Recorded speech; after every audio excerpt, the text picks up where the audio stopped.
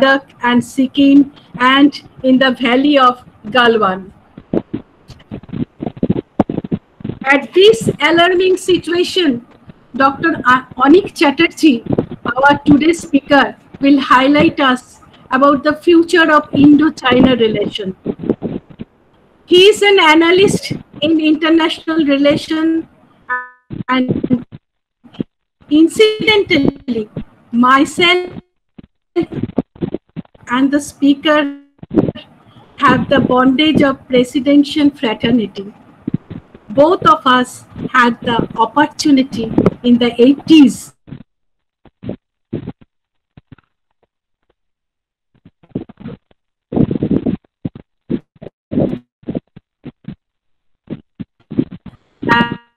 and contributed to 70 research articles in reputed academic journals and edited volumes in India and abroad.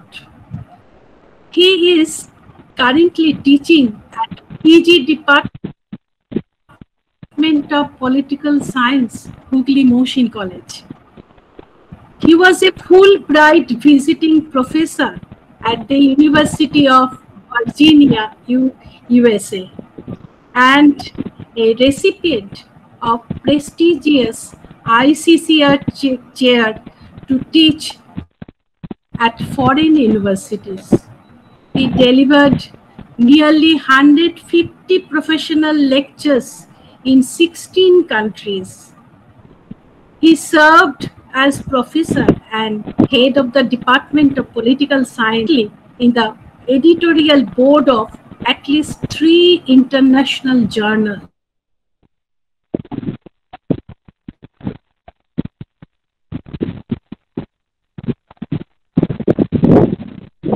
Overall, this versatile speaker is present with us at today's webinar, and we are very much proud of him.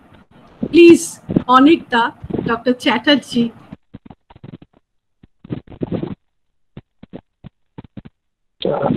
Thank you. শোনা যাচ্ছে? Am I audible?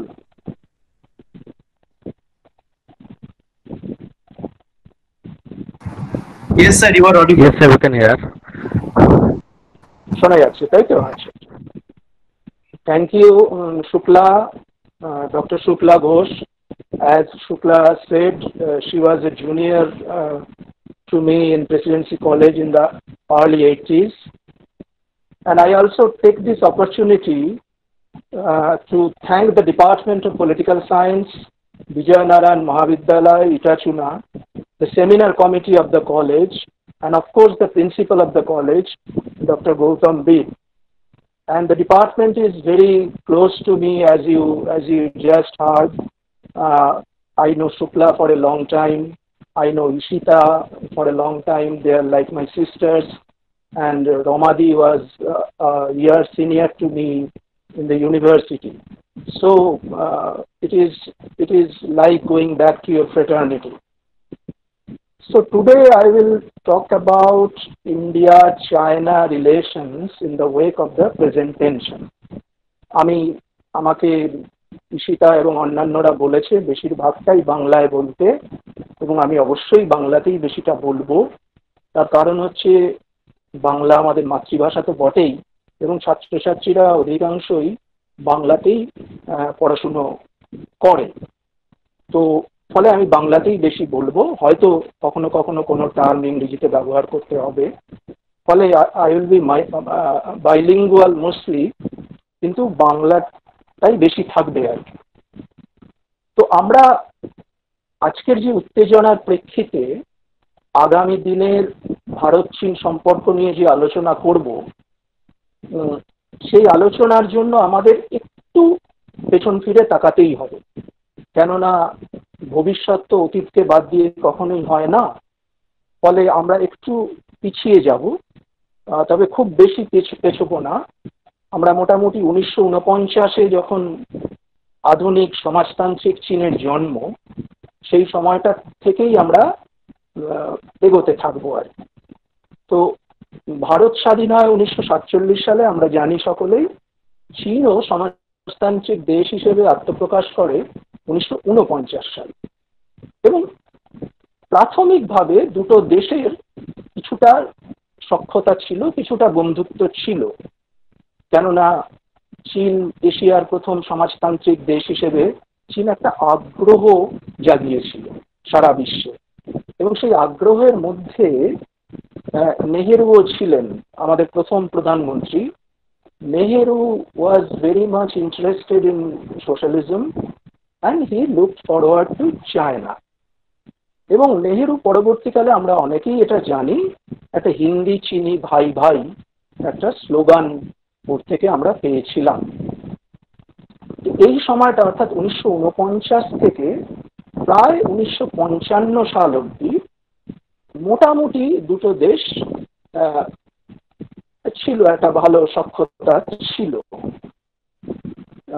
কিন্তু এরপর থেকে অর্থাৎ after 55, around 56-57 যেটা হতে থাকে সেটা হলো চীন এবং ভারত একটু এই বন্ধুতাটা একটু নষ্ট হয় বিভিন্ন কারণে। সেই কারণগুলো অবশ্যই একটা হচ্ছে সীমান্ত নিয়ে চীনের একটা দাবি। চীন সেই সময় অরুণাচল প্রদেশের বিভিন্ন অংশ, আজকের যেটা অরুণাচল প্রদেশ, এমনকি সিকিম, সেগুলো দাবি করে বসে যে এগুলো আমার অন্তর্ভুক্ত, আমার দেশের মধ্যেই এগুলো আছে। স্বাভাবিকভাবেই ভারতীয় সরকার সেটা মেনে নিতে পারেনি এবং তখন থেকেই মতবিরোধ শুরু হয় এবং সীমান্ত সংঘর্ষ শুরু হতে থাকে। এছাড়াও তিব্বত নিয়ে একটা ইস্যু ছিল, টিবেট। তিব্বতকেও চীন নিজের বলে দাবি করে এবং জোরপূর্বক তিব্বত প্রায় দখল করে নেয়। এই সময় দালাই লামা, যিনি ধর্মীয় গুরু, তিনি তিব্বতীদের যিনি ধর্মীয় গুরু, তিনি ভারতে চলে আসেন এবং ভারতে রাজনৈতিক আশ্রয় পান। ফলে তিব্বত এবং চীন তাতে খুব ক্ষুণ্ণ হয়। দালাই লামাকে যে ভারতবর্ষে আশ্রয় দেওয়া হয় এটায় চীন খুব ক্ষুণ্ণ হয় এবং এর ফলে সম্পর্কের কিছুটা অবনতি ঘটতে থাকে এবং সীমান্ত সংঘর্ষ লেগেই থাকে। আমি বলছি 1957 পর থেকে সীমান্ত সংঘর্ষ বিভিন্ন অঞ্চলে চলতেই থাকে এবং ভারত এবং চীনের মধ্যে একটা দীর্ঘ সীমান্ত আছে, প্রায় 3000 কিলোমিটার একটা সীমান্ত আছে বিভিন্ন স্থানে, অরুণাচলে, লাদাখে, সিকিমে, এরকম অন্যান্য অনেক জায়গায়, উত্তরাখণ্ডে, সব দিক দিয়েই চীনের সঙ্গে আমাদের সীমান্ত আছে। এইসব বিভিন্ন জায়গায় সীমান্ত সংঘর্ষ চলতে থাকে। এরপরে 1962 যুদ্ধ। 1962 যুদ্ধে আমরা পিছু হটে যাই, কেননা তখনও আমাদের যুদ্ধের প্রস্তুতি ছিল না। ভারতীয় বিদেশ নীতিতে যেটা সবচেয়ে দুঃখের বিষয়, যেটা আমি অনেক জায়গায় বলি, অনেক জায়গায় লেখালেখি করি, যে স্ট্র্যাটেজিক কালচার এটা কিন্তু গড়ে ওঠেনি। অর্থাৎ Indian foreign policy lacks till date a strategic culture. এই স্ট্র্যাটেজিক কালচার বলতে আমরা কি বুঝি? এটাকে বাংলায় বলা যেতে পারে যে কৌশলগত যে বিদ্যা, অর্থাৎ মূলত সামরিক কৌশল, মূলত যুদ্ধ কৌশল, সামরিক কৌশল, তার সাথে অন্যান্য স্ট্র্যাটেজি অবশ্যই আছে, কূটনৈতিক কৌশলও আছে তার সাথে। ফলে আমরা আমাদের তখনও কোনো স্ট্র্যাটেজিক কালচার ডেভেলপ করেনি, 1962-তে একেবারেই করেনি এবং আমাদের একটা শোচনীয় পরাজয় হয়।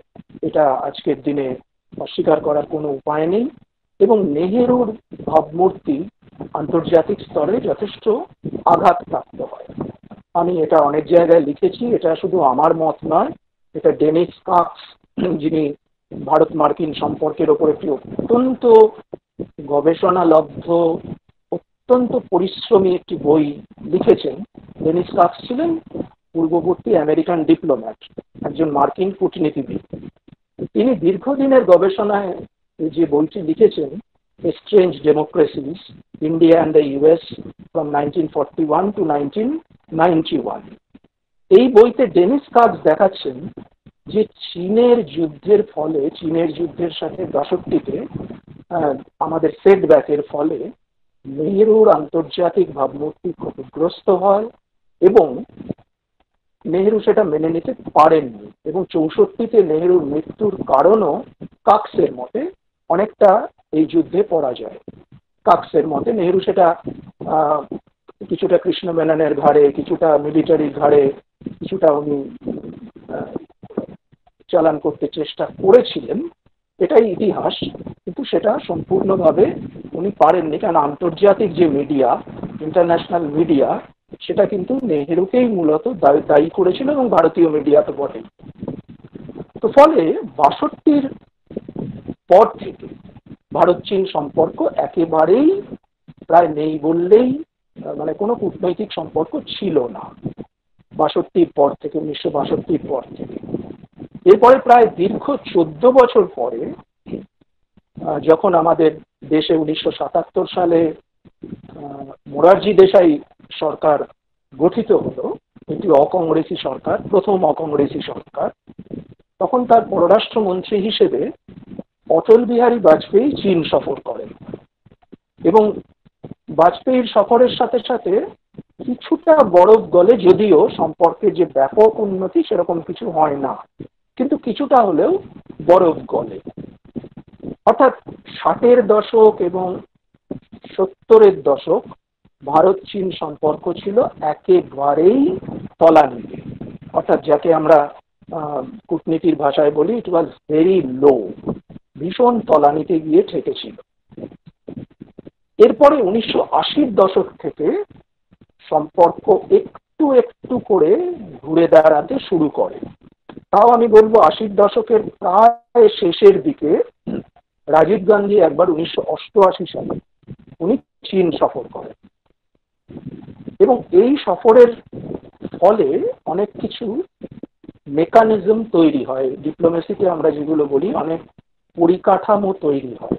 যেমন কিরকম, যেমন দুটো দেশ ঠিক করে জয়েন্ট ওয়ার্কিং গ্রুপ, যৌথ গোষ্ঠী তৈরি করে তারা বিভিন্ন বিষয় নিয়ে আলাপ আলোচনা শুরু করবে, যেমন সীমান্ত সংঘর্ষ, যেমন বাণিজ্য, ইত্যাদি ইত্যাদি। ফলে যেটা শুরু হয়, এই প্রথম 1988 সালে প্রথম দুটো দেশ যৌথ জয়েন্ট ওয়ার্কিং গ্রুপ, JWG আমরা বলি, জয়েন্ট ওয়ার্কিং গ্রুপ তৈরি করে তারা এগোতে থাকে। এবং 90-এর দশকে যখন ঠান্ডা যুদ্ধ শেষ হয়, 91 সালে টু বি প্রেসাইজ 1991, ঠান্ডা যুদ্ধ যখন শেষ হয় তখন পাশাপাশি কিন্তু একটা গ্লোবালাইজেশনও এসে পড়ে। গ্লোবালাইজেশন তার আগেই এসেছিল 1980-র দশকে, কিন্তু আমাদের দেশে অর্থনীতিকে মুক্ত করা হয়, অর্থাৎ ফ্রি মার্কেট ইকোনমিতে আমরা প্রবেশ করি 1991 সালে। এবং এরপরে যেটা কূটনীতিতে ঘটতে থাকে সেটা হচ্ছে অর্থনৈতিক কূটনীতির উপরে প্রতিটি দেশই জোর দিতে থাকে, ইকোনমিক ডিপ্লোমেসি। এই ইকোনমিক ডিপ্লোমেসির ফলে, অর্থনৈতিক কূটনীতির ফলে সমস্ত দেশই চেষ্টা করছিল, এবং ভারত চীন অবশ্যই, যে তাদের মধ্যে বাণিজ্যটা খুব বৃদ্ধি পাক, এবং দুটো দেশই এগিয়ে আসে এই কারণে। এরপর থেকে সম্পর্ক ধীরে ধীরে স্বাভাবিক হতে থাকে, অর্থাৎ 90-এর দশক হচ্ছে সম্পর্ক স্বাভাবিকীকরণের দশক, এবং এই সম্পর্ক 90-এর দশক থেকে অনেকটা ঘুরে দাঁড়ায়, যেটা একেবারে তলানিতে গিয়ে ঠেকেছিল সেটা অনেকটা ঘুরে দাঁড়ায় 90-এর দশকে। তারপর নতুন শতাব্দীর প্রথম দশকে 2010 অব্দি তখনও কিন্তু বাণিজ্যিক সম্পর্ক উত্তরোত্তর বৃদ্ধি পেতে থাকে, এবং চীন পাশাপাশি ধীরে ধীরে একটি অর্থনৈতিক শক্তি হিসেবে, একটি অন্যতম অর্থনৈতিক শক্তি হিসেবে, এবং অবশ্যই সামরিক শক্তি হিসেবে আত্মপ্রকাশ করতে থাকে। সেটাও কিন্তু ওই 1980-র দশকের পর থেকে চীনের এই পরিবর্তন। এ প্রসঙ্গে আমি দু একটা কথা বলে নেব। ঠান্ডা যুদ্ধের সময়ে, অর্থাৎ চীনের জন্ম, সমাজতান্ত্রিক চীনের জন্ম 1949-এ। এই 1949 থেকে ঠান্ডা যুদ্ধের শেষ অবধি 1991, এই সময়ে চীনের বিদেশ নীতিকে আমরা দুটি পর্যায়ে ভাগ করতে পারি, বিদেশ নীতি বা অভ্যন্তরীণ নীতিকে। একটা হচ্ছে মাও জেডং এর সময়। উনি প্রথমে ছিলেন মাও সেতুং, কিন্তু ম্যান্ডারিন ভাষায় এরকম পরিবর্তন হয়, পরে উনি হন মাও জেডং, মানে ওনার নামের উচ্চারণটা সেই রকম ভাবে করা হয়। তো এই মাও জেডং এর সময়কালে এটা বলতে কোনো দ্বিধা নেই, চীনের কিন্তু কোনো উন্নতি হয়নি। এটা আমি আমার যে বাংলা বইটি আছে ঠান্ডা যুদ্ধের পর আন্তর্জাতিক সম্পর্ক, তাতে আমি লিখেছি পরিষ্কারভাবে, রাজ্য পুস্তক পর্ষদের যে বইটি, যে মাও কিন্তু অভ্যন্তরীণ নীতিতেও মাওয়ের সময় খুব যে বলিষ্ঠ ছিল সেটা বলা যাবে না। কারণ 1976-এ মাওয়ের মৃত্যু হয়।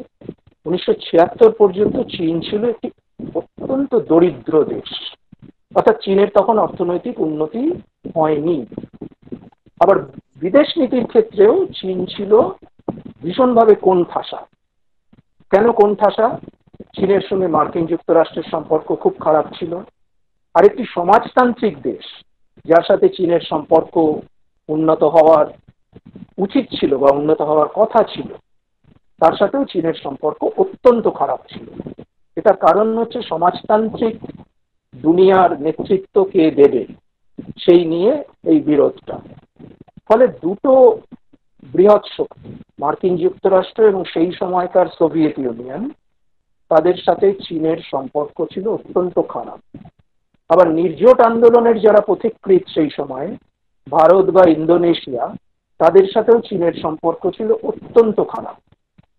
আবার আফ্রিকার বিভিন্ন দেশ চীনকে অফিসিয়ালি বয়কট করেছিল, এর মধ্যে বুরুন্ডি, ডাহসি, কঙ্গো তৎকালীন এইসব দেশগুলো ছিল। ফলে চীন কিন্তু বৈদেশিক নীতিতেও মাওয়ের সময় চীন খুব একটা অগ্রগতি ঘটাতে পারেনি। চীন সেই সময় দরিদ্র দেশ ছিল, চীনকে নিয়ে সারা বিশ্বের খুব একটা মাথা ব্যথাও ছিল না। মনে রাখতে হবে, চীন 1971 সালে সম্মিলিত জাতিপুঞ্জের স্থায়ী পদ পায়।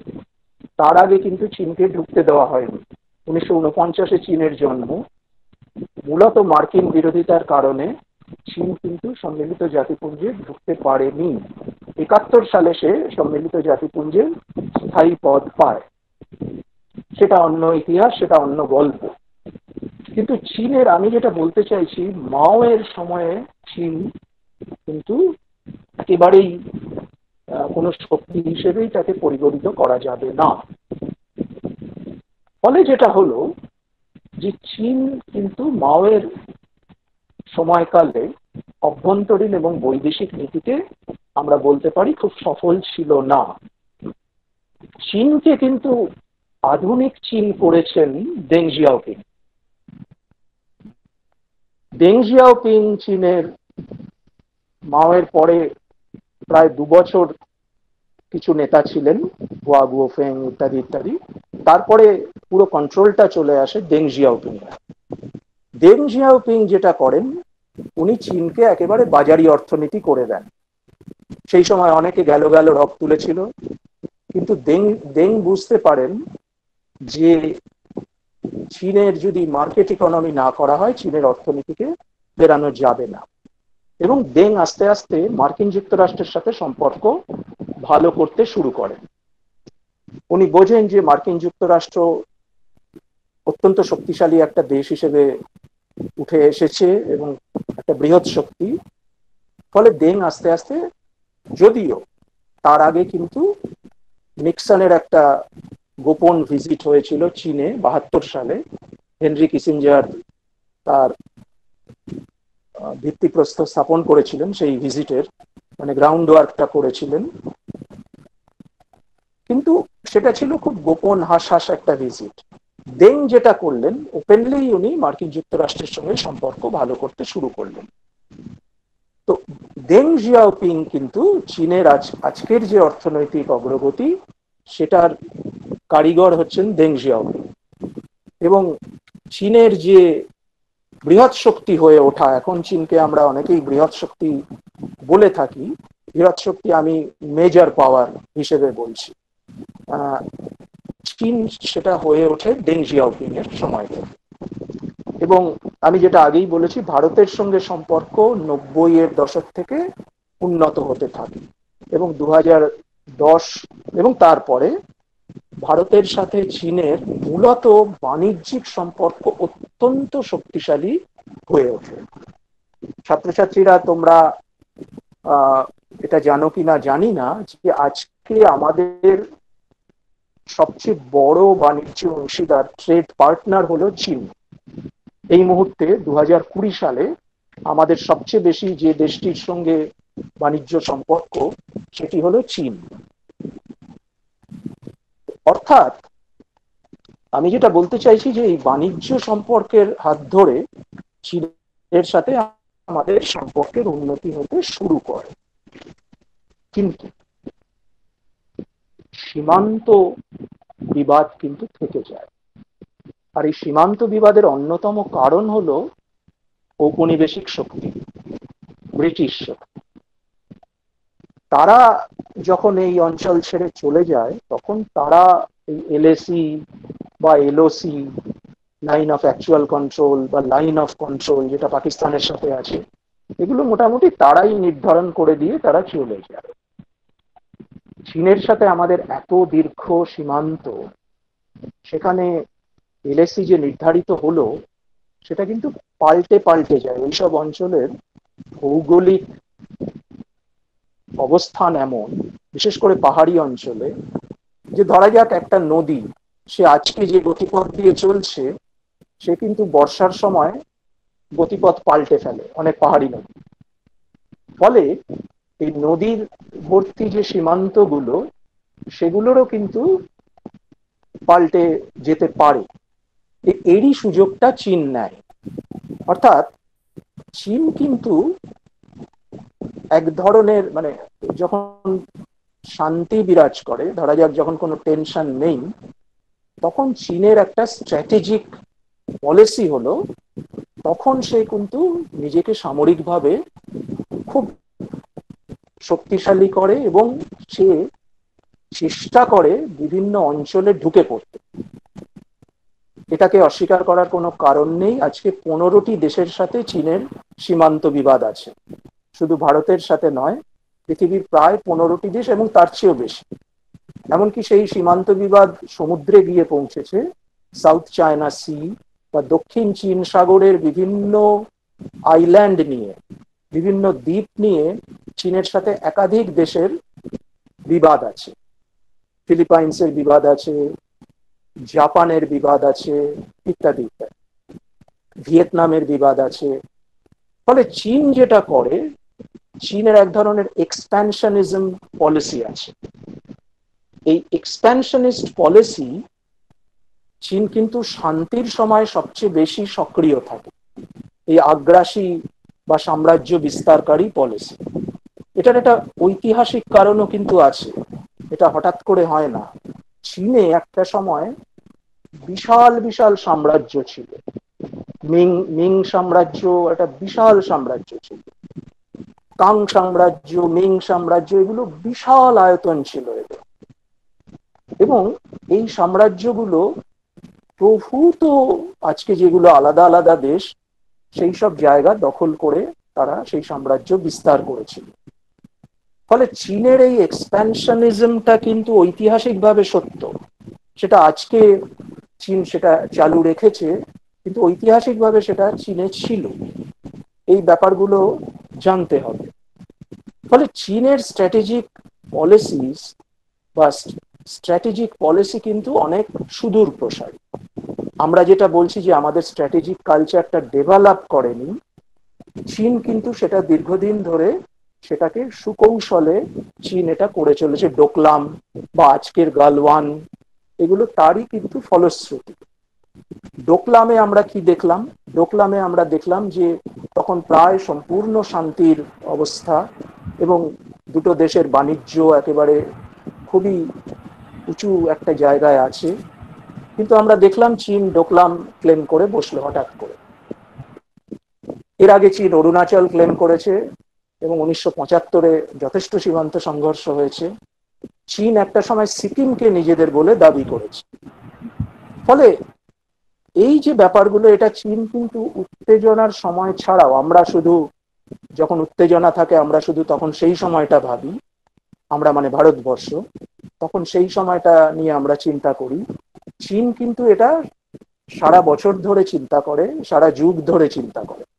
অর্থাৎ স্ট্র্যাটেজিক কালচারটা ওখানে ভীষণভাবে ডেভেলপড চীনে। তো যাই হোক, চীন ভারত বাণিজ্য আমি যেটা বলছিলাম, যে আমাদের সবচেয়ে বড় বাণিজ্য অংশীদার এই মুহূর্তে চীন, 2 নম্বরে আমেরিকা, 3 নম্বরে হচ্ছে ইউএই, ইউনাইটেড আরব এমিরেটস, বা আমির শাহী যাকে বলা হয়, আরবের দেশগুলো। ফলে এটা হচ্ছে ইন্ডিয়ান এম্বাসির তথ্য। 2019-20 আমাদের সবচেয়ে বড় বাণিজ্য অংশীদার হচ্ছে চীন। এই বাণিজ্য কিন্তু আবার একপেশে বাণিজ্য, এটাও আমাদের জানতে হবে।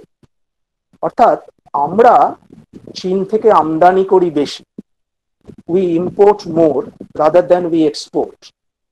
আমরা রপ্তানি করি কম। এর ফলে একটা ট্রেড ইমব্যালেন্স আছে আমাদের সম্পর্কে, একটা ভারসাম্যের অভাব আছে। একটু ফিগারের দিকে নজর দেব, এটা ইম্পর্টেন্ট। এটা ইন্ডিয়ান এম্বাসি, বেইজিং এ যে ইন্ডিয়ান এম্বাসি তাদের থেকে পাওয়া তথ্য। 2014 সালে ভারত চীন বাণিজ্য ছিল 70.65 মার্কিন billion dollar, 70.65 US billion dollar 2014। 2019-এ সেটা হলো 85 ইউএস বিলিয়ন ডলার। এর মধ্যে 19-এর ফিগারে যদি আমরা দেখি, ভারত চীনে রপ্তানি করেছে 16.32 ইউএস বিলিয়ন ডলারের জিনিসপত্র, সামগ্রী। আর আমরা চীন থেকে আমদানি করেছি 68 ইউএস বিলিয়ন ডলার তার সামগ্রী। অর্থাৎ আমাদের আমদানি সোজা ভাষায় 4 গুণেরও বেশি আমাদের রপ্তানির চেয়ে। এবং 2019-এ ট্রেড ইমব্যালেন্স ছিল 51.68 ইউএস বিলিয়ন ডলার, অর্থাৎ 51.68 ইউএস বিলিয়ন ডলার আমাদের ট্রেড ইমব্যালেন্স। ট্রেড ইমব্যালেন্সটা ওই কারণে হয় যখন দুটো দেশের আমদানি এবং রপ্তানি বিরাট একটা তফাৎ থাকে। আমরা চীন থেকে বেশি আমদানি করি, চীনকে আমরা কম রপ্তানি করি, অর্থাৎ চীন আমাদের থেকে অনেক কম আমদানি করে। আরেকটা জিনিস জেনে নেওয়া যাক, যে চীনের যে বিশ্ব বাণিজ্য, সারা পৃথিবীর সাথে চীনের যে বাণিজ্য, তার মাত্র 4% বাণিজ্য চীন করে ভারতের সাথে। সারা বিশ্বের সাথে চীনের যে বাণিজ্য, তার মাত্র 4%-এর অংশীদার আমরা। আর সারা বিশ্বের সাথে আমাদের যে বাণিজ্য ভারতে, তার প্রায় 20% আমরা করি চীনের সাথে। ফলে এটা বোঝা যাচ্ছে যে এই বাণিজ্যটা ভীষণভাবে একপেশে। অনেকে যেটা বলছেন এই উত্তেজনার প্রেক্ষিতে, যে চীনের থেকে আমদানি বন্ধ করে দিলে অনেক ক্ষতি আমাদের হতে পারে। কথাটা পুরোপুরি ভুল নয়, আবার কথাটা পুরোপুরি ঠিকও নয়। এই মুহূর্তে আমরা যদি হঠাৎ করে আমদানি বন্ধ করে দিই, আমাদের কিছুটা অসুবিধে হবে, বিশেষ করে ওষুধপত্রের কাঁচামাল।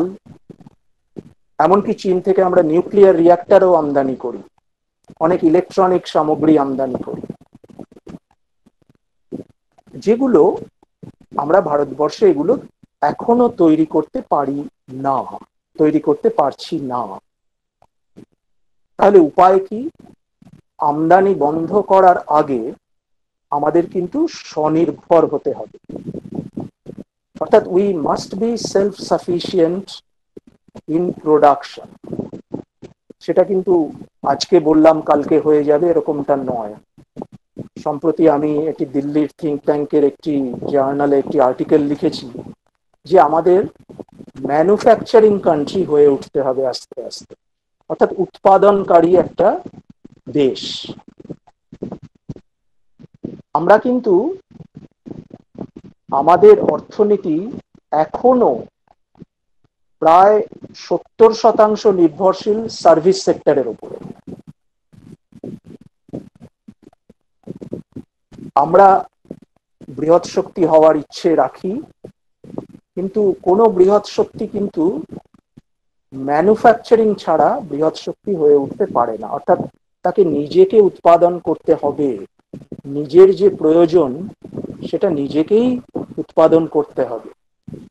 আমরা মাঝে মধ্যে বলি না যে ভারত অনেক এগিয়ে গেছে অ্যাজ এ সফট পাওয়ার, বা আমরা কম্পিউটার সফটওয়্যারের ক্ষেত্রেও অনেক এগিয়ে গেছি। কথাটা ঠিক, কিন্তু সেটা সার্ভিস সেক্টরে। আমরা কিন্তু হার্ডওয়্যার উৎপাদন করতে এখনো পারছি না, কম্পিউটার হার্ডওয়্যার। ছাত্রছাত্রীরা, তোমরা যদি আমাকে একটা ভালো কম্পিউটার কোম্পানির নাম বলতে পারো যেটা ভারতেই তৈরি হয়, বা একটা ভালো মোবাইল ফোনের সন্ধান দিতে পারো যেটা ভারতে সম্পূর্ণভাবে 100% ভারতে তৈরি হয়, কোনো বাইরের পার্টস না নিয়ে, তাহলে আমি কালকেই সেটা কেনার জন্য অর্ডার দেব অনলাইনে। এখন তো আর ডাইরেক্ট গিয়ে কেনা যাবে না। অর্থাৎ আমি বলতে চাইছি, আমরা কিন্তু এগুলো উৎপাদন করতে পারি না, পারছি না। অথচ আমরা বলি যে আমরা খুব এগিয়ে গেছি। এগিয়ে গেছি আমরা, হ্যাঁ, আমরা বেশ কিছু সফটওয়্যার প্রফেশনালকে তৈরি করেছি, কিছু সফটওয়্যার ইঞ্জিনিয়ার বানিয়েছি, তারা আমেরিকায় গিয়ে ভালো চাকরি বাকরি করছেন এই পর্যন্ত। কিন্তু আমরা এখনো, একটা উদাহরণ আমি দিলাম, কম্পিউটার হার্ডওয়্যার বা ভালো ইলেকট্রনিক্স হার্ডওয়্যার আমরা কিন্তু বানাতে পারছি না। এটা যতদিন না আমরা পারবো, ততদিন কিন্তু আমরা বৃহৎ শক্তি হয়ে উঠতে পারবো না।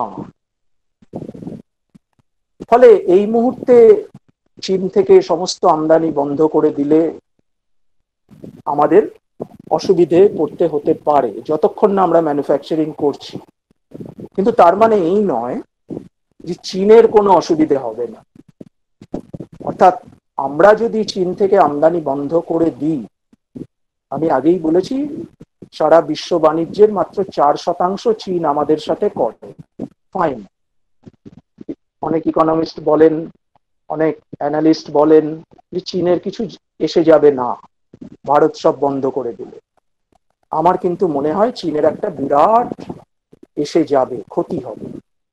কেননা ভারতের যে বিপুল বাজার, চীনের টার্গেট কিন্তু সেই বাজার। সেই বাজারে চীন ধীরে ধীরে প্রবেশ করেছে। 90 সালের পর থেকে চীন সাংঘাতিকভাবে ঢুকে পড়েছে, চীন আরো ঢুকে পড়তে চায়।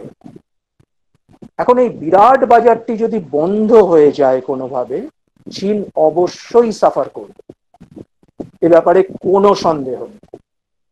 এক্ষুনি না করলেও আগামীতে করবে, আগামী দিন। কেননা চীন অন্যান্য দক্ষিণ এশিয়ার দেশগুলোতেও ঢুকছে, বাংলাদেশ, পাকিস্তানের সঙ্গে তো সম্পর্ক বরাবরই মধুর, বাংলাদেশ, শ্রীলঙ্কা, নেপাল। কিন্তু এদের মনে রাখতে হবে, এদের বাজার কিন্তু ভারতের মতো বিপুল বাজার নয়। ফলে চীন কিন্তু সবসময় চাইবে ভারতের বাজারে একেবারে ছেয়ে থাকতে। ফলে ভারত যদি আস্তে আস্তে চীনকে বয়কট করা শুরু করে, এক্ষুনি আমরা অনেকে আমি সোশ্যাল মিডিয়ায় অনেক পোস্ট দেখি, কালকেই সব ছুঁড়ে ফেলে দিতে হবে, কালকেই সব পুড়িয়ে ফেলতে হবে। এক্ষুনি সেটা হয়তো করা যাবে না, কিন্তু আস্তে আস্তে আমরা যদি এই বাজারটাকে বন্ধ করতে থাকি, তাহলে চীনের কিন্তু বিপুল ক্ষতি হবে। আমাদেরও ক্ষতি হয়তো হবে, কিন্তু মনে রাখতে হবে আমাদের এক্সপোর্ট কিন্তু চীনে যথেষ্ট কম। আমি সেই জন্যই আগে ওই ফিগারগুলো দিয়ে নিয়েছি। আমাদের ইম্পোর্ট কিন্তু প্রায় 4 গুণেরও বেশি চীন থেকে। ফলে আমাদের যে সামান্য এক্সপোর্ট চীনে যায় সেটাকে আমরা অন্য দেশে চ্যানেলাইজ করে দিতে পারবো, কিন্তু চীন থেকে আমাদের যে বিপুল আমদানি হয় এবং চীন চাইছে আগামী দিনে সেটা আরো হবে, সেটা বন্ধ হয়ে গেলে চীনের কিন্তু ক্ষতি হবে। এ প্রসঙ্গে কিছুদিন আগে ওই উত্তেজনার সময় অনেক কটা টিভি চ্যানেলে আমাকে সাক্ষাৎকার নেওয়া হয়েছিল। আমাকে অনেকেই জিজ্ঞাসা করতেন যুদ্ধ কি হবে, এক্ষুনি কি যুদ্ধ হবে? আমি বলেছিলাম না, যুদ্ধ হবে না, এক্ষুনি হবে না। কেন এক্ষুনি যুদ্ধ হবে না? কেন চীনের ইকোনমিক ইন্টারেস্ট উইথ ইন্ডিয়া অনেক বেশি। চীন সেটাকে নষ্ট করতে চাইবে না। তাছাড়া কোভিড-19 কারণে চীন একটু ব্যাকফুটে আছে। ফলে চীন এক্ষুনি বড়সড় যুদ্ধে যাবে না। তার মানে কিন্তু এই নয় যে চীন একেবারে হাত গুটিয়ে বসে থাকবে। চীন কিন্তু সীমান্ত সংঘর্ষ চালিয়ে যাবে।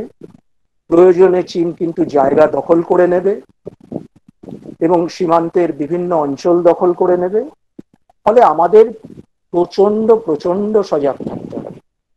কেন চীন, China can never be trusted. এই কথাটা আমি অনেকবার লিখেছি, এই কথাটা অনেকবার বলেছি, আজকে আবার বলছি, China can never be trusted. এটা জওহরলাল নেহরুর চেয়ে ভালো কেউ জানেন না। নেহেরু এটা হাড়ে হাড়ে টের পেয়েছিলেন। হিন্দি চিনি ভাই ভাই স্লোগান দিয়ে নেহেরুর যে ক্ষতি হয়েছিল, ইনফ্যাক্ট নেহেরুর রাজনৈতিক কেরিয়ার শেষ করে দিয়েছিল চীন। নেহেরুর যে বিশাল ভাবমূর্তি সেটা চীন শেষ করে দিয়েছিল, এবং ডেনিস কাক্সের মতে এবং আর অনেকের মতে নেহেরুর মৃত্যুর কারণ হচ্ছে চীন। নেহেরু ওই শকটা নিতে পারেননি। 62-র যুদ্ধে যেভাবে আমরা পরাজিত হয়েছিলাম সেটা নেহেরু মেনে নিতে পারেননি। ফলে আমি যেটা বলতে চাইছি, China can never be trusted, আজকেও নয়, আজকের দিনেও নয়। আমরা যেটা আমাদের করতে হবে, আমাদের, আমি কয়েকদিন পরে আরেকটি কলেজে স্ট্র্যাটেজিক কালচার নিয়ে বলবো, আমাদের যেটা করতে হবে সেটা হচ্ছে আমাদের কিন্তু সজাগ থাকতে হবে ভিসাভি চায়না। চীনের সাথে আমাদের কিন্তু খুব সতর্ক থাকতে হবে যে আজকে তো যুদ্ধ হচ্ছে না, ঠিক আছে, চীন বোধহয় হাত গুটিয়ে বসে আছে। নো নো, চীন কিন্তু তার আগ্রাসী মনোভাব চালিয়ে যাবে, এবং চীনকে নিয়ে দুর্বলতার কোনো কারণ নেই। আজকে অফিসিয়ালি সিপিএমও বলছে যে না, তারা চীনকে সমর্থন করে না। অর্থাৎ ভারতের অন্যতম বড় কমিউনিস্ট পার্টি আজকে অফিসিয়ালি বলছে যে তারা চীন থেকে বিচ্ছিন্ন। অর্থাৎ চীনকে নিয়ে কিন্তু ভাবাবেগের বা দুর্বলতার কোনো জায়গা নেই। চীনের সাথে এই মুহূর্তে আমরা সবচেয়ে বেশি বাণিজ্যের লেনদেনে আছি, কিন্তু সেই বাণিজ্য এক পেশে। অর্থাৎ আমরা সেই বাণিজ্যে যতটা অংশীদার, আমরা যতটা সেই বাণিজ্য এগিয়ে নিয়ে যাচ্ছি, চীন কিন্তু সেই বাণিজ্য ততটা এগিয়ে নিয়ে যাচ্ছে না। আমাদের চীন থেকে আমদানি অনেক বেশি, চীনের আমাদের থেকে আমদানি অনেক অনেক কম। এখন ধরা যাক এটা যদি রিভার্সড হতো, এই চিত্রটা যদি উল্টোটা হতো, তাহলে কি চীন মেনে নিত? চীন মেনে নিত না। অর্থাৎ চীন আমাদের থেকে বেশি আমদানি করছে, বেশি ইম্পোর্ট করছে, আমরা চীন থেকে কম ইম্পোর্ট করছি। এটা হলে চীন কিন্তু মেনে নিত না। একটা ব্যাপার থাকে বিশ্ব বাণিজ্যে, যারা উন্নত দেশ বলে নিজেদের মনে করে তারা এই ট্রেড ব্যালেন্সটা জারি রাখে, ট্রেড ইমব্যালেন্স। তারা এই অর্থনৈতিক ভারসাম্যটা বা বাণিজ্যের ক্ষেত্রে যে ভারসাম্যের যে অভাব, সেটা তারা ইচ্ছে করে জারি করে রাখে, যে দেখো আমি অনেক উন্নত দেশ, তুমি আমার থেকে নেবে, তুমি আমার থেকে প্রযুক্তি নেবে, ইঞ্জিনিয়ারিং শিল্প টিল্প নেবে, অস্ত্র নেবে, তুমি অতটা উন্নত নও, তোমার থেকে আমি এত কিছু কেন নেব। এটাও কিন্তু একটা স্ট্র্যাটেজি। অর্থাৎ চীন কিন্তু ইচ্ছে করে এই ট্রেড ইমব্যালেন্সটা জারি করে রেখেছে। এই নিয়ে অনেক দ্বিপাক্ষিক আলোচনা হয়েছে। ভারত অনেকবার এই ইমব্যালেন্সটাকে দূর করার কথা বলেছে, কিন্তু চীন সেটা করেনি।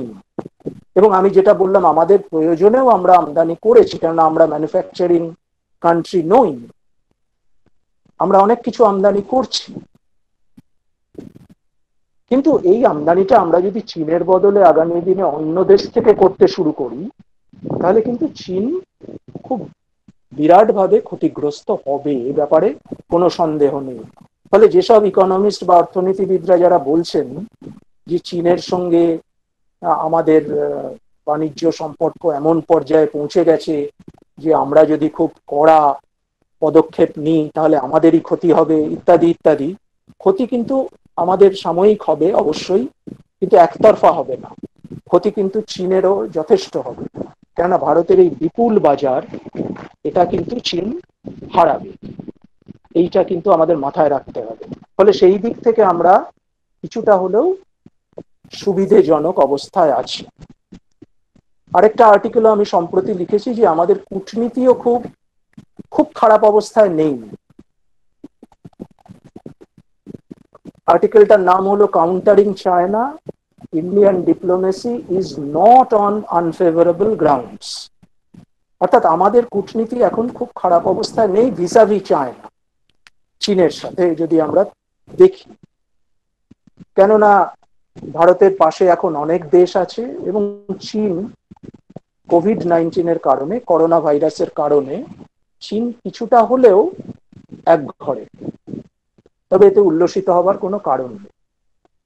চীন যেভাবে তার অর্থনৈতিক শক্তি দিয়ে আফ্রিকায় ঢুকেছে, অস্ট্রেলিয়ায় ঢুকেছে, দক্ষিণ এশিয়ায় ঢুকেছে, দক্ষিণ পূর্ব এশিয়ায় ঢুকেছে,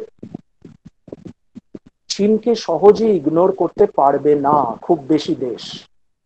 কেননা তারা আস্তে আস্তে একটা অর্থনৈতিক বন্ধনে আবদ্ধ হয়ে যাচ্ছে চীনের সাথে। এবং এটাও ঘটনা যে আগামী দিনে এইসব অনেক দেশ ডেট ট্র্যাপে পড়ে যেতে পারে, এটা ঋণের ফাঁদে। চীন প্রচুর ঋণ দিচ্ছে বিভিন্ন দেশকে, এই আমাদের দক্ষিণ এশিয়ায় প্রচুর দেশকে চীন ঋণ দিচ্ছে, প্রচুর। পাকিস্তানকে দিচ্ছে, বাংলাদেশকে দিচ্ছে, নেপালকে দিচ্ছে, শ্রীলঙ্কাকে দিচ্ছে। এই ঋণটা কিভাবে দিচ্ছে? পরিকাঠামো তৈরি করার জন্য, ইনফ্রাস্ট্রাকচার। এবং এই ঋণ যদি ওই দেশগুলো আস্তে আস্তে শোধ করতে না পারে, তাহলে তারা একটা ডেট ট্র্যাপে পড়ে যেতে পারে, একটা ঋণের ফাঁদে পড়ে যেতে পারে। সে ব্যাপারেও ভারতকে সতর্ক থাকতে হবে, কেন চীন ভারতকেও প্রচুর ঋণ দিতে চায়। কতটা ঋণ আমরা নেব, কতটা নেব না, সে ব্যাপারে প্রচুর সতর্ক থাকতে হবে আমাদের। তাহলে ভারত চীন সম্পর্কটা আগামী দিনে কিরকম হবে, কিরকম হতে পারে, যেটা আমাদের আজকে মুখ্য আলোচ্য বিষয়। আমাদের বাণিজ্য সম্পর্ক দৃঢ়, যদিও এক পেশে। এটাকে 50-50 বলা যায় না, এটাকে টোটাল ট্রেড পার্টনারশিপ বলা যায় না। এটা হচ্ছে বড় লোকের সঙ্গে গরিবের বন্ধুতার মতো। অর্থাৎ চীন নিজেকে উন্নত দেশ মনে করে, চীন মনে করে এই ট্রেড ইমব্যালেন্স থাকবে, থাকা উচিত, যেটা আমি আগেও বলেছি। ভারত অত উন্নত নয় আমার মতো, ফলে আমি ভারতের সাথে অত বাণিজ্য করতে পারবো না, সারা পৃথিবীর সাথে আমাকে বাণিজ্য করতে হবে। ফলে এই ট্রেড ইমব্যালেন্সটা কাটানো খুব দরকার। কেন দরকার? ভারত যদি ইকুয়াল ফুটেজ দাবি করে যে আমারও বৃহৎ শক্তি হওয়ার সম্ভাবনা আছে, আমার অর্থনীতি এগোচ্ছে, আমি বিশ্বে চতুর্থ মিলিটারি শক্তি, ফলে আমারও বৃহৎ শক্তি হওয়ার উপায় আছে, আমি চীনের সাথে এক পার থাকবো, সমানে আমার বাণিজ্য থাকবে। এই দাবিটা ভারতের করা উচিত, ভারত করছে। বিগত কয়েক বছর ধরে করছে। কিন্তু চীন এটা কতটা মেনে নেবে সেটা হচ্ছে একটা বড় প্রশ্ন। অর্থাৎ আমি যেটা বলতে চাইছি, আগামী দিনে বাণিজ্য সম্পর্ক থাকুক, আরো বৃদ্ধি পাক, কিন্তু সেই বাণিজ্য সম্পর্ক যেন সমানে সমানে হয়, যেন 50-50 হয়। সেই বাণিজ্য সম্পর্ক যেন 90-10 এই অবস্থায় যেন না থাকে। একথা আজকে অস্বীকার করার উপায় নেই যে দুটো দেশই কিন্তু বৃহৎ শক্তি হওয়ার দাবিদার। এ নিয়ে অনেক আন্তর্জাতিক সমীক্ষা আছে। চীন 2030 থেকে 35-এর মধ্যে চীন বিশ্বের শ্রেষ্ঠ অর্থনীতি হয়ে উঠবে, এখনই অলরেডি প্রায় হয়ে গেছে। চীন এখন 1 নম্বর অর্থনীতি, মার্কিন যুক্তরাষ্ট্র 2 নম্বর। ফলে চীন 30-35-এ এই জায়গাটা চীন আরো শক্তিশালী করবে। ইনফ্যাক্ট চীনের একটা প্রোগ্রাম ছিল যে চীনের সমাজকে আধুনিক সমাজ হিসেবে ঘোষণা করার, কিন্তু এই করোনা ভাইরাসের জন্য সেটা ধাক্কা খেয়েছে। তাহলে ভারতকে কিন্তু অর্থনৈতিকভাবে সবচেয়ে আগে শক্তিশালী হতে হবে। সেটা আজকে আমরা এই সেমিনারে বলে দিলাম, কালকেই হয়ে গেল, এরকমটা কিন্তু নয়। ভারতকে তার জন্য সঠিক অথচ দৃঢ় পদক্ষেপ নিতে হবে। ম্যানুফ্যাকচারিং কান্ট্রি হতে হবে এবং ভারতের অন্য দেশের থেকে আমদানি কমাতে হবে। আবার manufacturing is a continuous process, অর্থাৎ উৎপাদনটা একটা কন্টিনিউয়াস প্রসেস, এটা চলতেই থাকে। আমি একটা উদাহরণ দিই, ইউএসএ, মার্কিন যুক্তরাষ্ট্র, সে একটা সময় অনেক উৎপাদন করে ক্লান্ত হয়ে পড়ল। সে বললো আর পারছি না, ছোটখাটো জিনিসগুলো সে দিতে থাকলো থার্ড পার্টিকে, অর্থাৎ যাকে আমরা বলি অনেকটা সাবলেট করে দেওয়ার মতো। বা সে করলো কি, ইউএসএ মূলত চীন এবং দক্ষিণ পূর্ব এশিয়ার বিভিন্ন দেশ, তাইওয়ান আছে, কোরিয়া আছে, তাদেরকে বললো তুমি আমার হয়ে উৎপাদন করো, তুমি আমাকে পাঠিয়ে দিও। অর্থাৎ আমেরিকা যেটা উৎপাদন করতে সক্ষম সেটা বিভিন্ন কারণে, লেবার কস্ট তার মধ্যে একটা অন্যতম কারণ। আমেরিকায় লেবার কস্ট ভেরি হাই, অর্থাৎ শ্রমের যে মূল্য, শ্রমিককে যে পয়সা কড়ি দিতে হয় সেটা অনেক বেশি।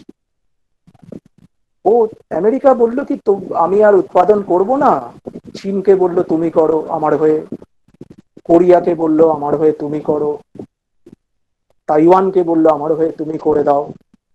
এরা মহানন্দে উৎপাদন করতে থাকলো। এর ফলে আস্তে আস্তে বিশেষ করে চীন আমেরিকার বাজারটা দখল করে ফেললো। কিভাবে স্যার? আমি ছাত্রছাত্রীদের জন্য বলছি।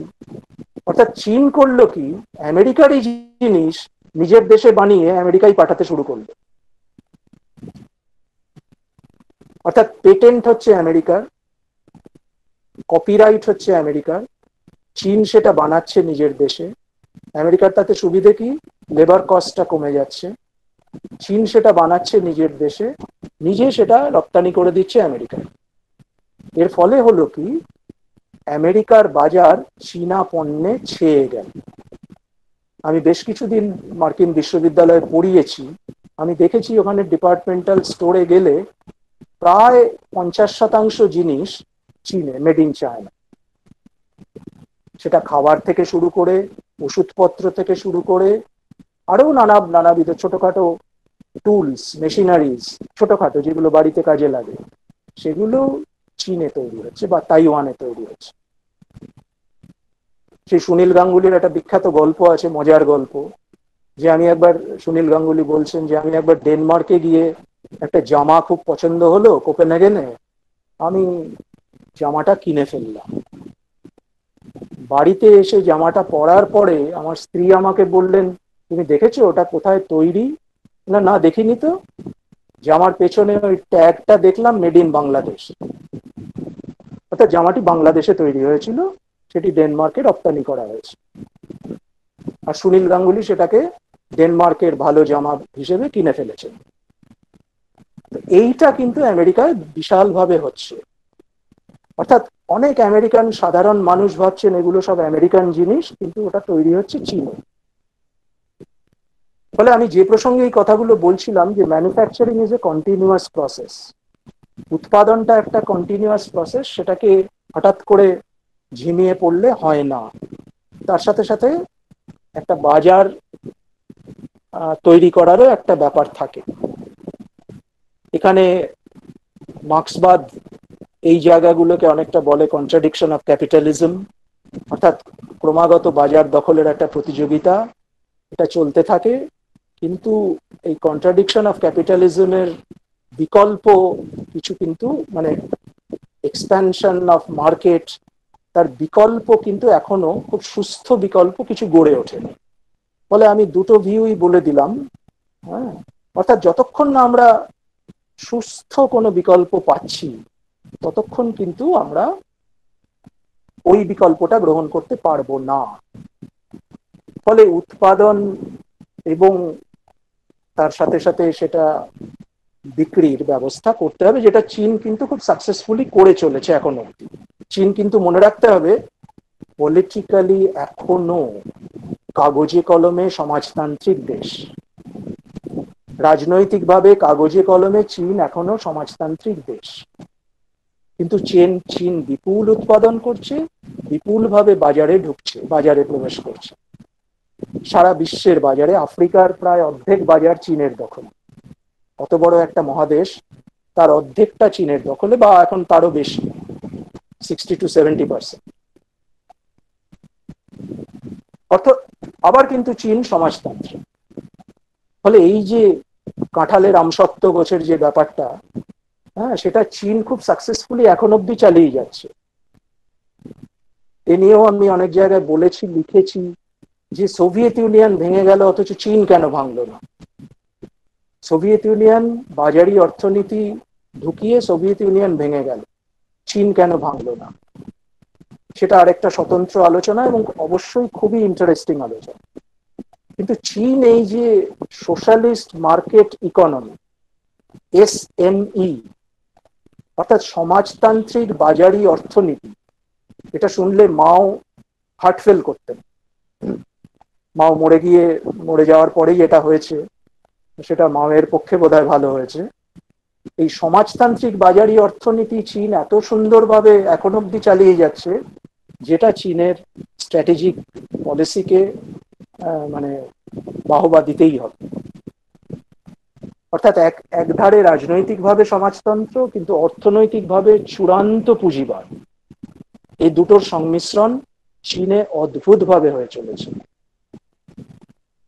তাহলে আগামী দিনে চীন এবং ভারত এরা কিন্তু দুজনেই বৃহৎ শক্তির দাবিদার। আমি অর্থনৈতিকভাবে বললাম, আগামীতে পিকচারটা এরকম হবে 2035 নাগাদ, 30-35 নাগাদ। 1 নম্বরে চীন অর্থনৈতিকভাবে, 2 নম্বরে আমেরিকা, 3 নম্বরে ভারত। আবার সামরিক দিক থেকে ভারত চীন উভয়েই ঘুরে ফিরে প্রথম 4-এর মধ্যে। অর্থাৎ আমরা এটা মানি না মানি, আমাদের এটাতেও অনেকদিন ধরে লজ্জা ছিল যে আমরা বৃহৎ শক্তি হতে চাই, এটা বলতে আমাদের দীর্ঘদিন ধরে লজ্জা ছিল। কেন স্যার এরকম কেন বলছেন? প্রথম যখন আমরা পারমাণবিক বিস্ফোরণ ঘটিয়েছিলাম 1974 সালে, তখন আমরা বলেছিলাম এটা আমি শান্তির জন্য করলাম, সারা পৃথিবীতে শান্তি বিরাজ করুক, সেই জন্য আমি পারমাণবিক পরীক্ষা করলাম। সারা বিশ্ব মুচকি হেসেছিল। অর্থাৎ আমাদের বৃহৎ শক্তি হওয়ার আকাঙ্ক্ষা ছিল, কিন্তু আমরা সেটাকে বলতে লজ্জা পেতাম। 98 সালে আমরা কিন্তু বলেছিলাম যে হ্যাঁ আমার এটা দরকার, এবং আমার দুপাশে দুটো, 98 যখন পারমাণবিক বিস্ফোরণ হয়, যে আমার দুপাশে 2 পারমাণবিক প্রতিবেশী চীন এবং পাকিস্তান, ফলে আমাকে এটা করতে হবে, আমার সিকিউরিটির জন্য আমার এটাকে করতে হবে। এটা অনেক বোল্ড, অনেক সাহসী। ফলে আমরা মানি না মানি আমরা কিন্তু প্রতিদ্বন্দ্বী, চীন এবং ভারত উভয়েই প্রতিদ্বন্দ্বী অর্থনৈতিকভাবে, সামরিকভাবে এবং বৃহৎ শক্তি হওয়ার নিরিখে। বিশেষ করে আমাদের এই অঞ্চলে দক্ষিণ এশিয়ায় আমরা উভয়েই চাইছি কন্ট্রোল করতে। চীন চাইছে, আমরাও চাইছি কন্ট্রোল অর্থে অন্তত অর্থনৈতিকভাবে প্রভাব বিস্তার করতে। আমি এ প্রসঙ্গে একটা কথা বলবো যে দক্ষিণ এশিয়ায় ভারত হচ্ছে সবচেয়ে বড় দেশ। তাকে একটা বিষয় মাথায় রাখতে হবে, ছোট দেশগুলো যেন কখনোই না ভাবে যে সে দাদাগিরি করছে, অর্থাৎ সেক্ষেত্রেও তাকে সতর্ক পদক্ষেপ ফেলতে হবে, নয়তো প্রতিবেশীর সঙ্গে সম্পর্ক খারাপ হবে। প্রতিবেশী যতই ছোট হোক সে কিন্তু আমাকে বিপদে ফেলতে পারে। ফলে সেখানেও ভারতকে যেটা করতে হবে, প্রতিবেশীর সাথে সুসম্পর্ক বজায় রেখে অর্থনৈতিক সম্পর্ক উন্নত করতে হবে। এই চেষ্টা কিন্তু চীন করে চলেছে। চীন আমাদের চারপাশে ঢুকে পড়েছে। চীন is trying to encircle India, ইন্ডিয়াকে ঘিরে ফেলতে চেষ্টা করছে এবং চীন তাতে অনেকটা হলেও এগিয়ে গেছে। আমাদের এই এনসার্কেলমেন্টটাকে ভাঙতে হবে আগামী দিনে। এই যে বৃত্তটা চীন তৈরি করে ফেলেছে আমাদের ফাঁদে ফেলার জন্য, এটাকে ভাঙতে হবে। এটা ভাঙার উপায় অর্থনৈতিকভাবে শক্তিশালী হতে হবে এবং সামরিকভাবে শক্তিশালী হতে হবে। আমি কিছুদিন আগে একটা আর্টিকেলে লিখেছি যে আমাদের ডিফেন্স বাজেট যথেষ্ট বাড়াতে হবে। এখন তাতে আমাকে অনেকে বলেছেন যে তাহলে কি health sector, education sector, social sector সেই বাজেটের কি হবে? আমি বললাম এর কোনো বিরোধ নেই। হেলথ বাজেট বাড়াতে হবে, এডুকেশন বাজেট বাড়াতে হবে, অন্যান্য সামাজিক সেক্টরের বাজেট বাড়াতে হবে, তার সাথে সাথে ডিফেন্স বাজেটও বাড়াতে হবে। এগুলো কোনো বিরোধের জায়গা নেই। কেননা আমরা ডিফেন্স বাজেটের কথা তখন ভাবি যখন আমরা বিপদে পড়ি। আজকে আমরা ডিফেন্স বাজেটের কথা ভাবছি, কিন্তু চীন ডিফেন্স বাজেটের কথা ভাবে সারা বছর জুড়ে, আমেরিকা ডিফেন্স বাজেটের কথা ভাবে সারা বছর জুড়ে। একটা প্রশ্ন প্রায়ই আমার কাছে আসে, স্যার গরিব দেশে এত ডিফেন্স বাজেট কি করে বাড়ানো যাবে? আমার উত্তর হলো যে গরিব দেশ কেন? আমরা আর কতদিন গরিব থাকবো? আমাদের দারিদ্র ভেঙে এগিয়ে আসতে হবে। আর দারিদ্রর নাম দিয়ে আমাদের কোনো কিছু বন্ধ নেই। আমাদের পারমাণবিক বিস্ফোরণও বন্ধ নেই, আমাদের স্পেস মিশনও বন্ধ নেই। খুব দরকার সেগুলো, খুব দরকার। মহাকাশে আমাদের যে মিশনগুলো, অনেকে বলেন কোটি কোটি টাকা খরচ করে, খুব দরকার। নয়তো আমরা স্যাটেলাইট পাঠাতে পারবো না, আমাদের অন্যান্য বিভিন্ন সেক্টর মার খাবে। আজকে যে আমরা বন্যার পূর্বাভাস দিতে পারি, আজকে যে আমরা ঘূর্ণিঝড়ের পূর্বাভাস দিতে পারি, ওই স্যাটেলাইটের কারণ। ফলে মহাকাশ প্রযুক্তি আমাদের খুব দরকার। ফলে এই ভাবনাটা একটা ভীষণভাবে ক্লিশে, আমার অন্তত তাই মনে হয়। আমি বিভিন্ন জায়গায় লিখেছি যে হেলথ এডুকেশন বাজেট এবং ডিফেন্স বাজেট এই দুটো কন্ট্রাডিক্টরি, কখনোই নয়। হেলথ বাজেট, এডুকেশন বাজেট অত্যন্ত বৃদ্ধি করতে হবে, তার সাথে ডিফেন্স বাজেটও বাড়াতে হবে। এগুলো প্রায় সমান রাখতে পারলে ভালো। আমি ডিফেন্স বাজেটকে একটু এগিয়ে রাখবো, 51-49 করে রাখবো আমি, কিন্তু 50-50 হলে আমার ক্ষতি নেই। অর্থাৎ আমার দেশই যদি না থাকে তাহলে আমার হেলথ আর এডুকেশন থাকবে কিভাবে? এই ব্যাপারগুলো আমাদের ভাবতে হবে। ফলে আগামী দিনে চীন এবং ভারত বৃহৎ শক্তি হওয়ার দাবিদার এবং প্রতিদ্বন্দ্বী। এটাকে অন্য মোড়কে রাখার কোনো জায়গা নেই এবং তারা ভীষণভাবে কম্পিটিটর। এবং আগামী দিনে কিন্তু এই প্রতিদ্বন্দ্বী বলেই তাদের মধ্যে নানা রকম মতের অমিল, মতানৈক্য লেগেই থাকবে এবং সীমান্ত সংঘর্ষ জারি থাকবে। সীমান্ত সংঘর্ষ মেটানো যাবে না, কেন এই 3000 কিলোমিটার, প্রায় 3000 কিলোমিটারের সীমান্ত যেটা ব্রিটিশরা ঠিক করে দিয়ে গেছিল, সেটা এত সহজে মিটবে না। সীমান্ত সংঘর্ষ থাকবে, অর্থনৈতিক প্রভাব বিস্তারের প্রতিদ্বন্দ্বিতা থাকবে, সামরিক প্রভাব বিস্তারের প্রতিদ্বন্দ্বিতা থাকবে। আমাদের সেই মতো করে নিজেদের গড়ে তুলতে হবে। প্রতিদ্বন্দ্বিতাকে যদি আমরা ভয় পাই, এটা স্কুলের পরীক্ষা থেকে শুরু করে কলেজের পরীক্ষা থেকে শুরু করে এটা রাষ্ট্রেরও একটা পরীক্ষা, প্রতিদ্বন্দ্বিতাকে যদি আমি ভয় পাই তাহলে কিন্তু আমি পিছিয়ে পড়ব, আমাকে কেউ গুরুত্ব দেবে না। ফলে প্রতিদ্বন্দ্বিতায় আমাকে থাকতে হবে, যেহেতু আমি বৃহৎ শক্তি হতে চাই।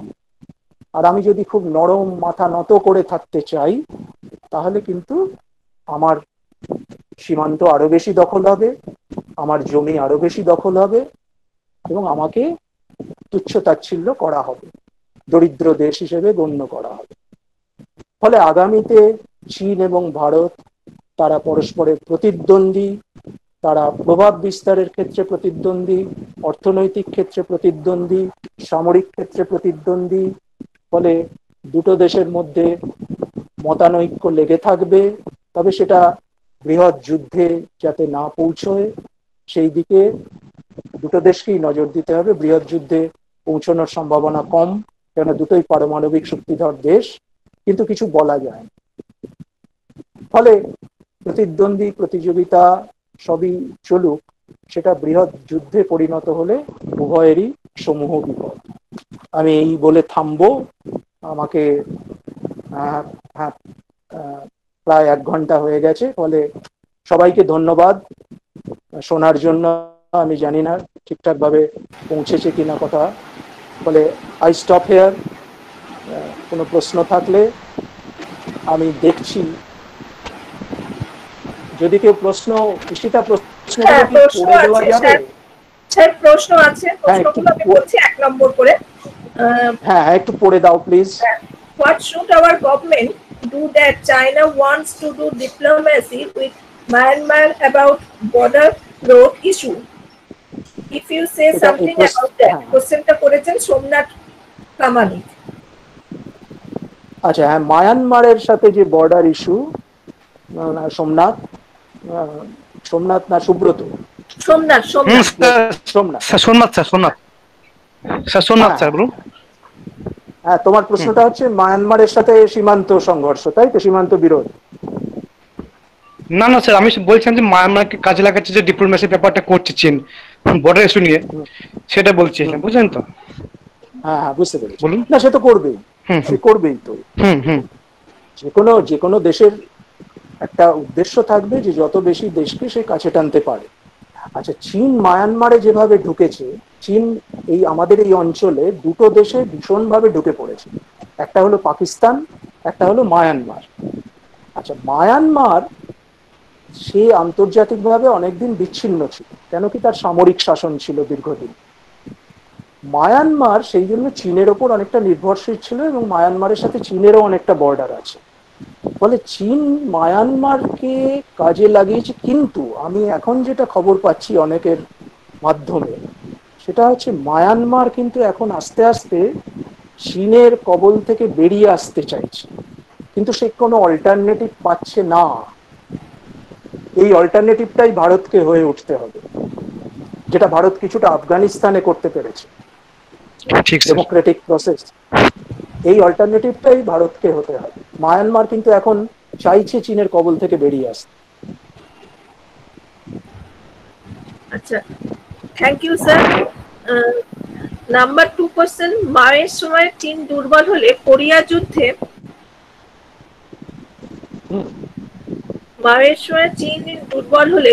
যুদ্ধে ইন্দো চীন যুদ্ধে চীনের সাফল্যের কারণ কি ছিল? এই কোশ্চেনটা হচ্ছে প্রফেসর পৃথ্বীশ বিশ্বাস করেছেন। কোরিয়ার যুদ্ধে চীন কতটা সফল হয়েছিল আমি জানি না। চীন উত্তর কোরিয়ার হয়ে চীন যুদ্ধে অংশগ্রহণ করেছিল অবশ্যই, কিন্তু এই নিয়ে পৃথক দাবি আছে। কোরিয়ার যুদ্ধ তো এশিয়ায় কোল্ড ওয়ারের সূচনা করে, ঠান্ডা যুদ্ধর প্রায় সূচনা হয় কোরিয়ার যুদ্ধের হাত ধরে। কোরিয়ার যুদ্ধের দিকে যদি আমরা তাকাই, দেখব উত্তর কোরিয়ার সপক্ষে যেমন চীন ছিল, আবার দক্ষিণ কোরিয়ার হয়ে মার্কিন যুক্তরাষ্ট্র এবং অন্যান্যরা ঝাঁপিয়ে পড়েছিল। ফলে এটাকে উভয়ের যা ক্লেম, দক্ষিণ কোরিয়া এবং মার্কিন যুক্তরাষ্ট্রের ক্লেম হচ্ছে যুদ্ধে তারাই জিতেছিল, আবার উত্তর কোরিয়া আর চীনের ক্লেম হচ্ছে যুদ্ধে তারাই জিতেছিল। এখন এই ক্লেমটা কোনটা ঠিক কোনটা ভুল বলা খুব মুশকিল, যদিও তারপরে আমরা জানি তার আগে থেকেই দুটো দেশ ভীষণভাবে দুটো পথে হাঁটতে শুরু করে, উত্তর কোরিয়া এবং দক্ষিণ কোরিয়া। ফলে সেই যুদ্ধে যে চীন জিতেছিল এটা কিন্তু নিশ্চিতভাবে বলা যাবে না। Thank you, sir. Number 3 question. China want to use Myanmar to encircle India. What should India do? By Somnath Pramanik. এই প্রশ্নটা আমি একটু আগেই উত্তর দিয়েছি সোমনাথের, যে চায়না ঠিকই একটা এনসার্কেল করার চেষ্টা করছে। ইন্ডিয়াকে একটা বড় অর্থনৈতিক বিকল্প খাড়া করতে হবে, সেটা যতদিন না ইন্ডিয়া পারছে ততদিন কিন্তু চায়না এইসব দেশগুলোকে নিজের কবজায় আনার খুব চেষ্টা করেও চলেছে। তবে ইন্ডিয়ার এখন অব্দি আফগান পলিসিটা ভালো, এখন অব্দি আমি বলবো বাংলাদেশের সঙ্গে এখন অব্দি ঠিক আছি আমরা, অবশ্য আওয়ামী লীগ আছে বলেই। হ্যাঁ, শ্রীলঙ্কার সাথেও 50-50, কিন্তু মায়ানমার অনেকটাই চীনের দিকে, নেপাল অনেকটা ঢলে পড়েছে। ফলে ভারতকে একটা বিকল্প হিসেবে নিজেকে দাঁড় করাতে হবে। Thank you, sir. Number 4 question. In the current state of India-China relation, will it be possible to boycott sir. China altogether? Because we have become very dependent on China. What do you think? It said a little. By Arnab Goswami. খুব ভালো প্রশ্ন, এটা নিয়ে আমি আলোচনাও করেছি যে চায়নার ওপর, চায়না যেভাবে আমাদের সাথে বাণিজ্য যে লেনদেন শুরু হয়েছে, চায়নাকে এই মুহূর্তে হঠাৎ করে চায়নাকে বয়কট করা যাবে না, যে আজকে ইচ্ছে হলো কালকেই বলে দিলাম নো টু চায়না। তাতে আমাদের একটু অসুবিধে হবে, যেটা আমি ডিটেলে আলোচনা করলাম। কিন্তু এটা ফেজ বাই ফেজ করতে হবে। ধরা যাক আমি একটা উদাহরণ দিই, যে চায়না থেকে এই মুহূর্তে আমরা $68 বিলিয়ন জিনিসপত্র আমদানি করছি এই মুহূর্তে। ধরা যাক হঠাৎ করে এই 68 বিলিয়নকে আমি যদি জিরো করে দিতে চাই, তাহলে আমি বিপদে পড়বো। কেন, ওষুধের কাঁচামাল একটা বিরাট কাঁচামাল চায়না থেকে আসে, এবং ওষুধও আসে, প্রিপেয়ার্ড ওষুধ, শুধু কাঁচামাল। এবার হচ্ছে কি, আমি এই $68 বিলিয়ন আমি ধীরে ধীরে কমাবো। আমি সেটাকে 65 করব, আমি সেটাকে 60 করব, সেটাকে 55 করব, বাণিজ্যটা এইভাবে কমিয়ে আনবো। কিন্তু হুট করে বয়কট করাটা একটা আত্মহত্যা, একটা হারাকিরি হবে। হুট করে বয়কট করলে আমার দেশে ওষুধের কমে যাবে, আমদানি কমে যাবে, আমার দেশে অন্য অনেক ইলেকট্রনিক গুডসের আমদানি কমে যাবে, এবং আস্তে আস্তে ওইটা কমানোর পাশাপাশি ভারতকে স্বনির্ভর হতে হবে, ভারতকে ম্যানুফ্যাকচারিং কান্ট্রি হতে হবে, যেটা আমি বারবার জোর দিয়েছি আমার একাধিক বিভিন্ন আলোচনায় লেখায়। ম্যানুফ্যাকচারিং কান্ট্রি না হলে ভারত পারবে না। Thank you, sir. First number question. Does the China gain anything substantial by following the policy of expansionism even in the present time of globalization and liberalization? Sangyukta Rai. Sangyukta, the policy of expansionism, it has been followed by China since long, as I told during my lecture. It is ingrained in Chinese gene, I would say, because when China had huge empires, stupendous empires, then China used to grab the lands of several other areas who are now independent countries. So what happened? This is in the gene of China. Now, communist China, if you look at communist China or socialist China, whatever way you call it, they pursued the same policy for a very long time. Now China has border disputes with almost 20 countries. If you look at South China Sea, China is expanding there. If you look at South Asia, if you look at Southeast Asia, China, কোরিয়ার অনেক জায়গা China দাবি করে বসে আছে, জাপানের অনেক জায়গা চায়না দাবি করে বসে আছে, ভারতের সঙ্গে তো আছেই, এমনকি নেপাল, ভুটানের জায়গা দাবি করে বসে আছে। এবং উই ডোন্ট নো যে কালকে পাকিস্তানের কোনো অঞ্চল সে নিজের বলে দাবি করবে কি না। চায়নার যেটা policy, China first makes inroads through economic benefits, through economic doles, and then they claim, political obedience, and sometimes they also claim areas adjacent to China. So this expansionism in India must be militarily very strong. India cannot relax. I call it a cliche that defense budget should be very strong. Defense budget should go up. It is a cliche that no, defense budget, invest more on health and education. Yes, we must invest more on health and education, but that has no clash with defense budget. So India must be militarily strong, and India must also try to, give economic packages to its neighbors. That is the way out. Yes, sir. Thank you, sir. 6%. Can traditional Chinese concept of international relation like Tianak Xia explain Chinese foreign policy towards India today? Dipankar De. আরেকবার পড়বে এটা Ishita? Can traditional Chinese concept of international relations like Tianak Xia explain Chinese foreign policy towards India today? Dipankar De. No, I won't say it much explains Chinese policy. I won't say. Chinese policy is rather, if you call it, is rather propelled by realist policy. From a theoretical point of view, realism comes closer to Chinese foreign policy today than, say, any other policy. Because China views everything in terms of power and interest, in terms of national interest, and ultimately in terms of power. So it is a power game, ultimately. China wants to be the top power in the world. So realism comes closer, in my opinion, to Chinese foreign policy today than any other, even if it is Chinese doctrine, or even if it is Chinese theory. China has departed from that, and China has made immense departure from everything Chinese. Thank you, sir. Okay. Thank you, sir.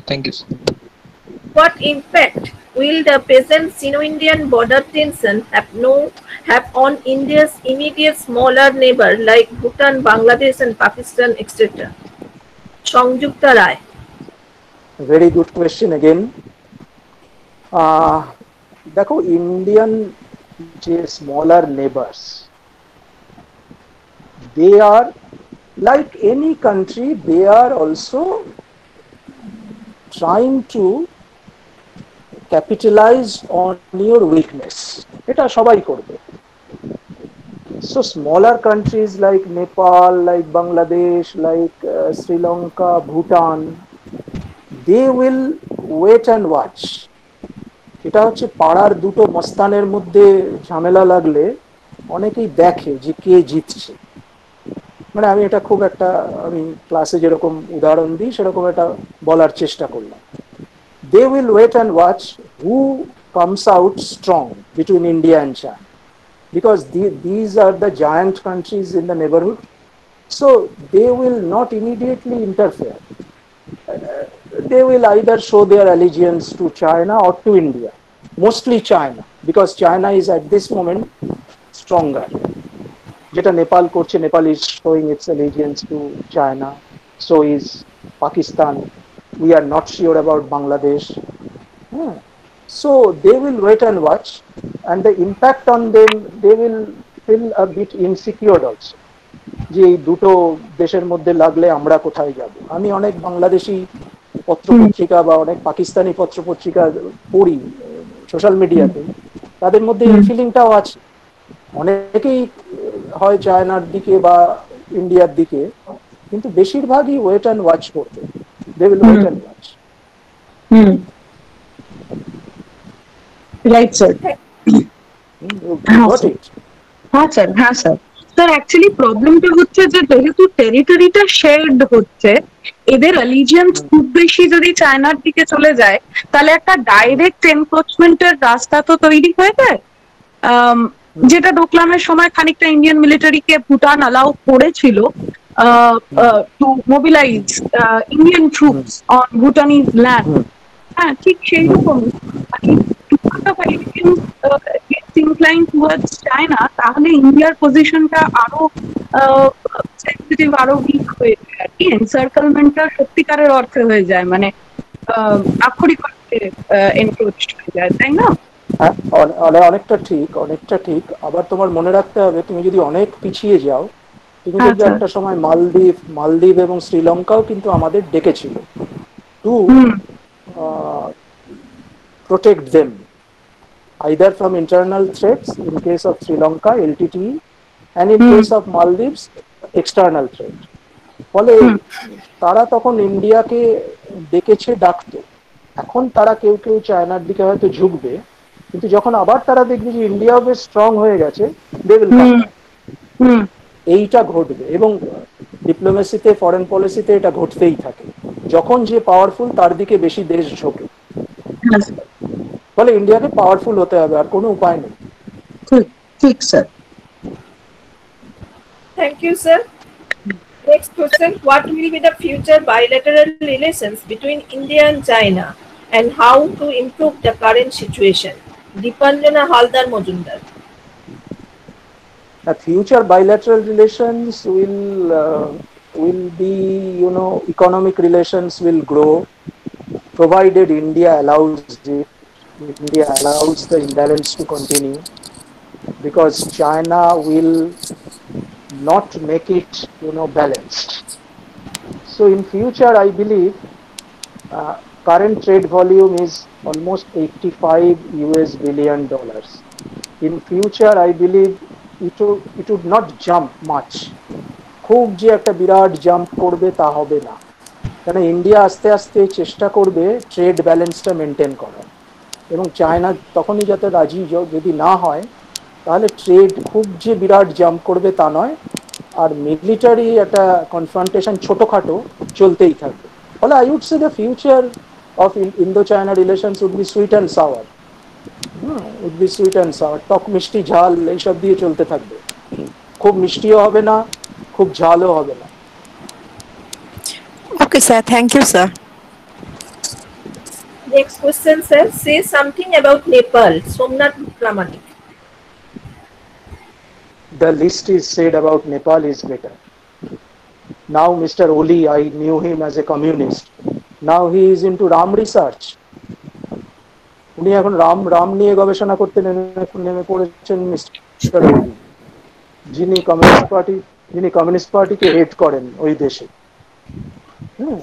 তাহলে the list is said about Nepal is better, নেপালও ওই wait and Y, কিন্তু নেপালের, আমি সম্প্রতি একটা জায়গায় লিখেছি, নেপাল কিন্তু ইন্ডিয়াকে ইগনোর করতে পারবে না পুরোপুরি। কেন জানো? যতই চায়নার দিকে ঝুঁকুক, নেপালের জিও স্ট্র্যাটেজিক পজিশন এমন, নেপালের ট্রেড পুরোপুরি ভারত নির্ভর। তুমি যদি ল্যান্ড ট্রেড ধরো, ইন্ডিয়া অ্যালাউ না করলে নেপালের ল্যান্ড ট্রেড, স্থল বাণিজ্য বন্ধ।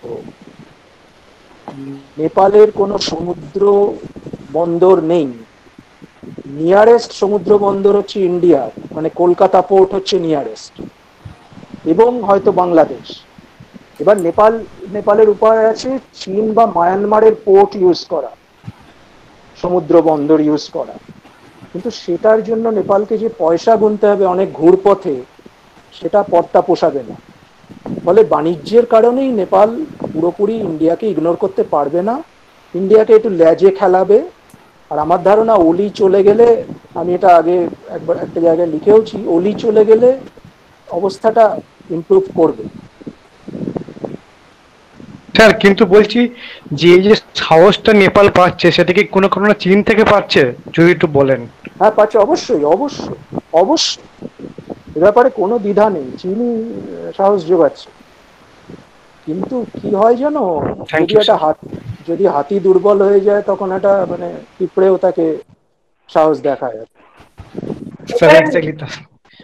Thank you sir, thank you. The next question: what is the role of Russia of border crisis between Indochina in this present situation? Madhusudan নামেক। হ্যাঁ, এটাও খুব ভালো প্রশ্ন। দেখো, রাশিয়া, এখনকার যে রাশিয়া, তার সঙ্গে কিন্তু চীনের সম্পর্ক যথেষ্ট ভালো। মানে দুটো দেশ যখন সমাজতান্ত্রিক ছিল সম্পর্ক ভালো ছিল না। যখন সোভিয়েত ইউনিয়ন ছিল তখন চীনের সাথে একেবারে আদায় কাজ কলায় সম্পর্ক ছিল। আজকের যে রাশিয়া, তার সঙ্গে চীনের সম্পর্ক যথেষ্ট ভালো। আবার আজকের রাশিয়ার সাথে ভারতের সম্পর্ক খুব ভালো। ফলে রাশিয়া যেটা করবে, রাশিয়া একটা ব্যালেন্সিং গেম খেলার চেষ্টা করবে। সেই ব্যালেন্সিং গেমটা কিরকম? রাশিয়া দুটো দেশকে প্রচুর অস্ত্র বিক্রি করে, চীনকেও করে, ভারতকেও করে। রাশিয়া কখনোই চাইবে না তার এই অস্ত্র বিক্রিটা বন্ধ হোক। এবং রাশিয়ার সাথেও চীনের ডিসপিউট আছে, বর্ডার ডিসপিউট। ফলে রাশিয়া ভারতকেও চটাবে না, চীনকেও চটাবে না। রাশিয়া চেষ্টা করবে এর মধ্যে যাতে আমেরিকা খুব বেশি বেনিফিট না পায়। অর্থাৎ আমেরিকা যদি ভারত চীন সম্পর্কে এসে একটা মধ্যস্থতা বা ওই জাতীয় কিছু, যদিও কেউই মধ্যস্থতা চায় না, ওই জাতীয় কিছু করে ফেলে, সেটা রাশিয়ার একটা চিন্তা। ফলে রাশিয়া চাইবে নিজের ইম্পর্টেন্সটা বজায় রাখতে, এবং রাশিয়া চাইবে দুটো দেশকে, এবং সেই ডিপ্লোমেসি ভেতরে ভেতরে শুরুও হয়ে গেছে। পুতিন উভয়ের সাথেই কথা বলেছেন বলে আমার কাছে মানে ইয়ের থেকে খবর আছে, ফরেন মিনিস্ট্রির থেকে খবর আছে। পুতিন উভয়ের রাষ্ট্রপ্রধানের সাথেই কথা বলেছেন ওভার টেলিফোন। এগুলো অনেক সময় পাবলিক করা হয় না।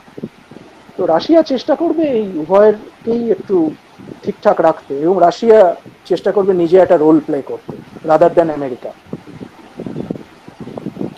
Thank you sir. Next question, sir তাহলে কি ইন্ডিয়া নেপাল চায়না আর ফেব্রুয়ারি থেকে বার করে আনতে পারবে প্রণব আচার্য? হ্যাঁ, প্রণব, এটা মানে এটা এখনই বলা খুব মুশকিল। এখনই নেপালে চীনের স্টেক অনেক বেশি হয়ে গেছে। নেপালে চীন অনেক কিছু বানাচ্ছে, ইনফ্রাস্ট্রাকচার প্রচুর পরিমাণে ইনভেস্ট করেছে। কিন্তু নেপাল ট্র্যাডিশনালি ভারতের খুব বন্ধু ছিল, এখনো নেই তা নয়। এবং আমি একটু আগে যেটা বললাম, যে নেপাল পুরোপুরি ইগনোর করতে পারবে না। চীন সেখানে ঢুকছে। ভারত যদি একটা বেটার অল্টারনেটিভ হয়ে উঠতে পারে, নেপাল আবার ভারতের দিকেই ফিরে আসবে। কেননা geo strategically Nepal is more, and culturally Nepal is closer to India than China. ফলে আগামীতে ভারতের দিকে ফিরে আসার একটা সম্ভাবনা আছে। the game is not lost yet. হ্যাঁ, এখন আমরা মানে পুরোপুরি আশাহত হতে পারি না। Thank you, sir. Next question, sir. Do not you think that China is using political diplomacy, creating LOC tension to stop India being most rival competitor in global market?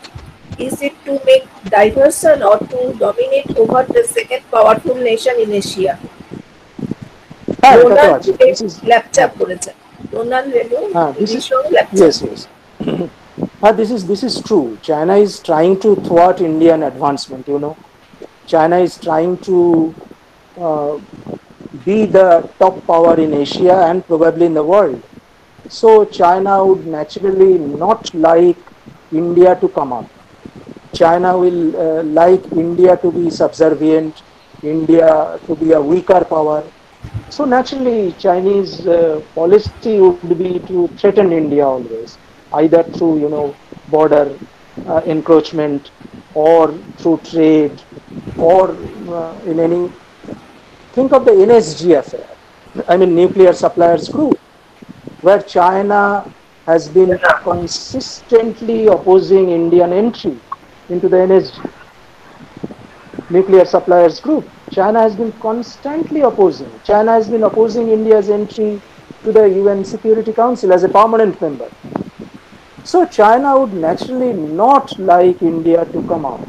And that is why China would engage India in different confrontations. That is one strategy of China. It would engage India continuously in different confrontations. So you are partially correct. Thank you sir. বর্তমান ভারত সরকারের বিদেশ নীতি কতটা ফলপ্রসূ? পৃথ্বীশ বিশ্বাস। এগুলো এক কথায় বলা একটু মুশকিল, কেন বিদেশ নীতি তো সারা পৃথিবীর সাথে আমাদের নীতি। সেদিক থেকে আমি এটাকে একদম পুরোপুরি যে অসফল সেটা বলতে পারবো না, যে no it is not successful. কেন তুমি যদি আজকে দেখো ইন্ডিয়ার চারপাশে বন্ধুর সংখ্যা কিন্তু বেশি দেন চায়না। আবার তুমি যদি একটা ধারণা আছে যে আমাদের নেবারহুডে, আমাদের প্রতিবেশীতে বোধহয় আমরা খুব ভালো অবস্থায় নেই আমাদের নেবারহুডে, কিন্তু আমার মনে হয় সেটাও ঠিক নয়। আমি একটা ম্যাথমেটিক্যাল ক্যালকুলেশন করে দেখিয়েছি যে আমাদের যদি 7টা সার্ক প্রতিবেশী হয়, সার্কে তো 8টা দেশ, তাহলে আমাদের 7জন প্রতিবেশী, তার মধ্যে ভারতের সম্পর্ক ভালো 5 জনের সাথে। India has good relations with 5 SAARC countries. তাহলে আমরা বলতে পারি যে আমাদের ফরেন পলিসি খুব খারাপ জায়গায় নেই। Our foreign policy is not on unfavorable grounds. That is what I wrote also recently.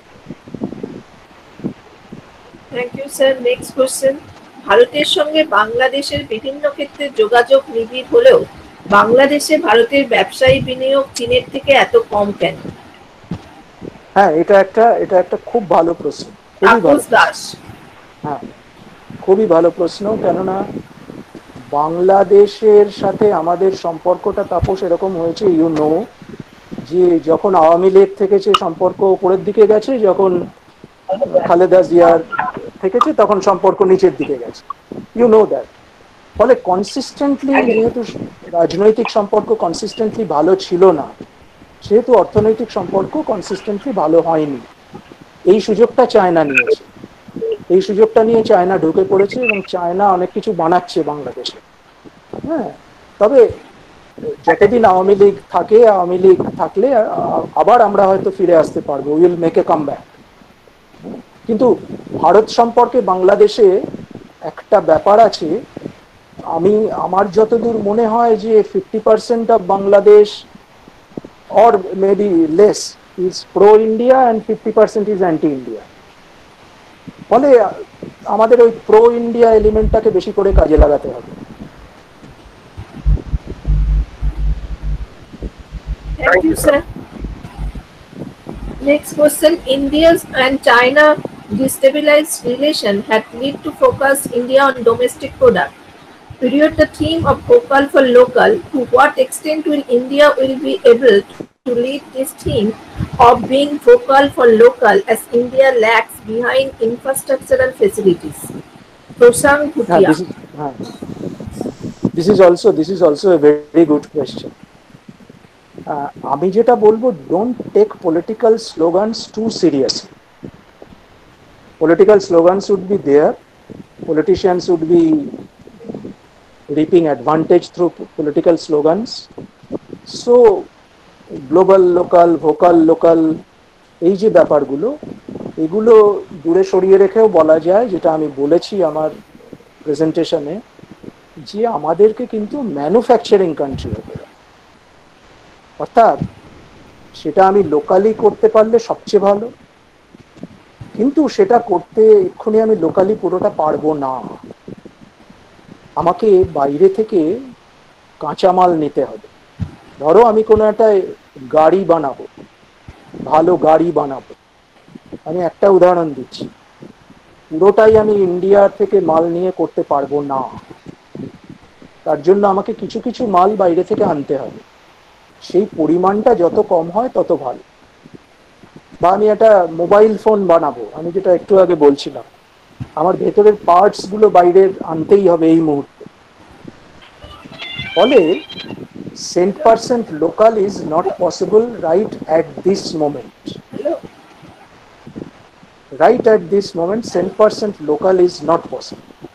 But we can try for it in the future. The next question is, why maximum Bangladesh people are anti in India? I do not understand. Everybody know that 70 were how much contribute India to win this war? Tanushi Dash. এটা তো একটা মানে psychological ব্যাপার। এই প্রশ্নের উত্তর দেওয়া, why, what I told just now, that probably 50-50 we can categorize, probably, but there is definitely an anti-India sentiment in certain parts, in certain quarters of Bangladesh. You cannot deny that. There are several parties, political parties, they are not very favorable to India. But having said this, our relations with Bangladesh is quite strong at this moment because there is a favorable government. So therefore we have to win over Bangladesh gradually. That is what we can say right at this moment, through more and more economic and political packages.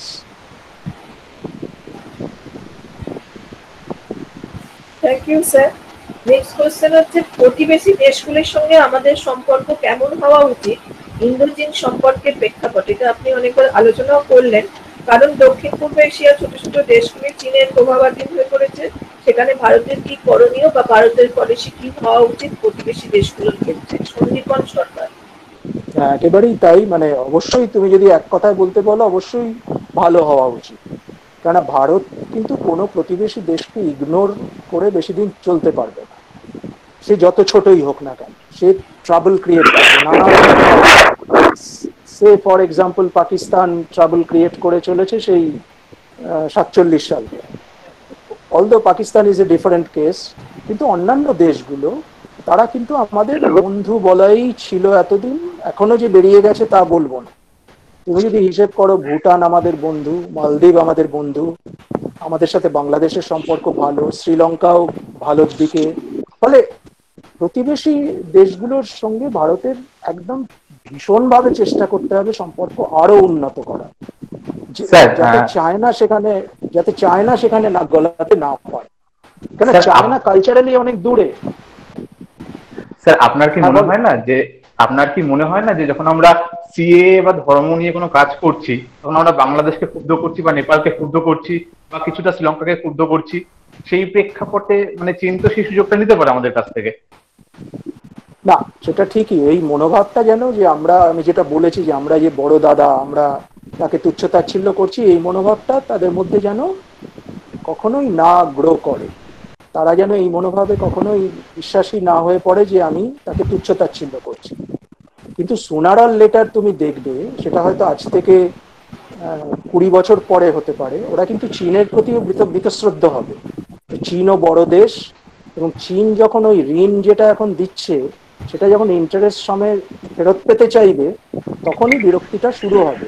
Already একটা খবর আছে, ভীষণ গুরুত্বপূর্ণ খবর, যে এই যে ওবর যে স্কিমটা নিয়েছে বা পাকিস্তানের সাথে যে ইকোনমিক করিডোর করতে চাইছে চীন, সেটা নিয়ে পাকিস্তান এখন রীতিমতো বিব্রত। পাকিস্তান চাইছে সেটা থেকে বেরিয়ে আসতে। কেন ইকোনমিক করিডোর বাড়ানোর জন্য যে ইনফ্রাস্ট্রাকচার ডেভেলপমেন্ট করতে হবে পাকিস্তানকে, সেই অর্থ পাকিস্তানের হাতে নেই। এবার সেই অর্থ চীন দিয়ে দেবে পাকিস্তানকে, কিন্তু এমনি এমনি তো দেবে না, ঋণ দেবে, সেটা চড়া সুদে পাকিস্তানকে শোধ করতে হবে। এটা সব দেশের ক্ষেত্রেই সত্যি। ফলে আগামীতে চীনের প্রতিও প্রতিটি দেশ বীতশ্রদ্ধ হবে, আজ থেকে সে 20-25 বছর পরে। হ্যাঁ, ফলে আজকে যে ভারত খুব খারাপ অবস্থায় আছে তা নয়, তবে ভারতকে কনফিডেন্স বিল্ডিং মেজার, যেটা ডিপ্লোমেসিতে খুব ইম্পর্টেন্ট, সিবিএম, এই কনফিডেন্স বিল্ডিং মেজারটা ভারতকে বজায় রাখতে হবে। এটা তো স্যার চায়না সিতেও, চায়না সি কিংবা ইন্ডিয়ান ওশান ওই অঞ্চলেও তো চীনের প্রভাব মারাত্মকভাবে বৃদ্ধি পাচ্ছে, এবং সেখানে অনেক দেশই ক্ষুব্ধ চায়নার প্রতি। তো সেখানেও তো ভারতের কিছু পলিসি হওয়া উচিত যেখানে এরা ভারতকে ফেভার করে বা ভারতকে সাপোর্ট করে। সেক্ষেত্রে ইন্ডিয়ান ওশান এমন একটা জায়গা, ইন্ডিয়ান ওশান দিয়ে, ভারত মহাসাগর দিয়ে পৃথিবীর সবচেয়ে বেশি বাণিজ্য হয়, এবং চীনের প্রচুর বাণিজ্যটা হয় ইন্ডিয়ান ওশান দিয়ে। এবার ভারতীয় নেভিকে অত্যন্ত শক্তিশালী হয়ে উঠতে হবে। ভারতীয় নেভি কিন্তু আগের তুলনায় অনেক শক্তিশালী, এবং একটা কম্পারেটিভ চার্টে দেখা যাচ্ছে যে ভারতীয় নেভি বোধহয় চীনের নেভির চেয়ে একটু এগিয়ে আছে এই মুহূর্তে। তাহলে তুমি বলছো এই ভারত মহাসাগর চারপাশের যে দেশগুলো তাদের মধ্যে এই কনফিডেন্স বিল্ডিং মেজার লাগে। যেমন একটা দেশ Yes, হচ্ছে sir. অস্ট্রেলিয়া, অস্ট্রেলিয়া কিন্তু চীনের এই ঋণের জালে আবদ্ধ হয়ে পড়তে চলেছে। অত বড় একটা দেশ, অত উন্নত দেশ, এবং অস্ট্রেলিয়া সেই জন্য আজকে কোয়াড করার কথা বলছে ভারতের সাথে, 4টে দেশ মিলে কোয়াড, চীন, এই ভারত, আমেরিকা, জাপান আর অস্ট্রেলিয়া। অস্ট্রেলিয়া আজকে কেন বলছে এটা? অস্ট্রেলিয়া চীনের দিকে ঝুঁকেছিল, প্রচুর পয়সা দিচ্ছিল চীন অস্ট্রেলিয়াকে, কিন্তু অস্ট্রেলিয়া আজকে বুঝতে পারছে যে চীন এই পয়সাগুলো 3 গুণ ইন্টারেস্ট সমেত ফেরত চাইতে শুরু করেছে। ফলে অস্ট্রেলিয়া এখন চীনের ওপর অত্যন্ত বীতশ্রদ্ধ। এইগুলো আগামী দিনে অন্য দেশে, তার মানে ভারত হাত গুটিয়ে বসে থাকলে চলবে না, তাকেও কিন্তু উপযুক্ত কূটনৈতিক ব্যবস্থা গ্রহণ করতে হবে, এই দেশগুলোর সাথে তার সম্পর্ক উন্নত করতে হবে, এটা করতে হবে। থ্যাংক ইউ তাহলে স্যার, থ্যাংক ইউ। হ্যাঁ, Sir, last স্যার question. ভারতের ডেভেলপমেন্ট চীনের অন্যতম উদ্দেশ্য নয় লাদাখ ইস্যুতে? শুনতে পেলাম না। স্যার ভারতের ডেভেলপমেন্টটা রুখে দেওয়া কি চীনের অন্যতম উদ্দেশ্য নয় লাদাখ ইস্যুতে? ভাই, তুমি ডেভেলপ করতে চাইলে তোমাকে কে রুখবে? হ্যাঁ, এটাকে স্যার অন্যতম কারণ তো হতে পারে। হ্যাঁ, এটাকে বাধা দেওয়ার তো অবশ্যই একটা প্রচেষ্টা, অবশ্যই এটা বাধা দেওয়ার অবশ্যই প্রচেষ্টা। কিন্তু ভারত এত বড় একটা দেশ, সেই যদি উন্নতি করতে চায়, শুধু লাদাখের ঝামেলা পাকিয়ে তার উন্নতি রোখা যাবে না। তুমি উন্নতি করতে চাইলে কেউ তোমাকে রুখতে পারবে না। স্যার দৃষ্টিটা ওই দিকে নিক্ষেপ করার জন্য এটা একটা কোনোরকম কূটনৈতিক চালও তো হতে পারে। হ্যাঁ, অবশ্যই, আমি তো সেটাই বলেছি যে ভারতকে এনগেজ রাখবে, মাঝে মধ্যে বর্ডার ক্লাশের মধ্যে ভারতকে যেহেতু করোনা এখন টালমাটাল চলছে, সেক্ষেত্রে ভারতের দৃষ্টিভঙ্গিটা ওই দিকে নিক্ষেপ করার জন্য এটা একটা অন্যরকম কূটনৈতিক চালও হতে পারে। হতেই পারে, ডিপ্লোমেসিতে সবই সম্ভব, হতেই পারে। নেক্সট কোশ্চেন হচ্ছে গণপতি ভট্টাচার্য লিখেছেন, dear Anik, do you think present policy of government is more aggressive compare to previous ones regarding China? GB is my very favorite and learned colleague, Ganapati babu. আমরা একসাথে, শুক্লাও জানে, আমরা একসাথে কলেজেও ছিলাম। GB was a senior to me, 1 year senior to me। তো আমার যেটা বক্তব্য জিবি স্যার, সেটা হচ্ছে যে এই মুহূর্তে অ্যাগ্রেসিভ বলা যাবে না ভিসাভিস চায়না, কেননা এরকম একটা অভিযোগ আছে যে এই ট্রেড রিলেশনসের ক্ষেত্রে আমরা অনেকটা নরম হয়েছিলাম বিগত কয়েক বছর ধরে। But if you talk in terms of nuclear and security policy, I would say aggressive. অর্থাৎ আমি যেটা বলতে চাইছি যে ইকোনমিক পলিসিতে অত অ্যাগ্রেসিভ নয়, কিন্তু নিউক্লিয়ার অ্যান্ড সিকিউরিটি পলিসিতে যথেষ্ট অ্যাগ্রেসিভ। এবং যেটা আমি বলেছি আমার প্রেজেন্টেশনে, যে ওই লজ্জাটা কাটিয়ে উঠে ভারত এখন বলতে পারে যে হ্যাঁ, আমি বৃহৎ শক্তি হতে চাই, যেটা একটা সময় ভারত বলতে পারতো না বা বলতে লজ্জা পেত। কিন্তু অর্থনৈতিক দিক থেকে আরো অ্যাগ্রেসিভ হতে হবে। অর্থাৎ এই যে ট্রেড ইমব্যালেন্স, এটাকে অ্যাগ্রেসিভলি ভারতকে বলতে হবে যে না, আমি এই ইমব্যালেন্সটা দূর করতে চাই, আমার ট্রেড ব্যালেন্স দরকার, ইমব্যালেন্স থাকবে। ফলে I would say not that aggressive in economic policy, but rather aggressive in security policy. Thank you, sir. Last question. Arnab Goswami, sir, is Pakistan planning to do something from behind with China in front so that no one can claim Pakistan directly? What do you think, sir? আরেকবার পড়বে ঈশিতা, একটু তোমাকে কষ্ট দিচ্ছি। হ্যাঁ, না না sir, আপনিও কষ্ট দিচ্ছেন, অনেকক্ষণ থেকে বলছেন স্যার, আমাদের নিজেদেরও খারাপ হয়েছে।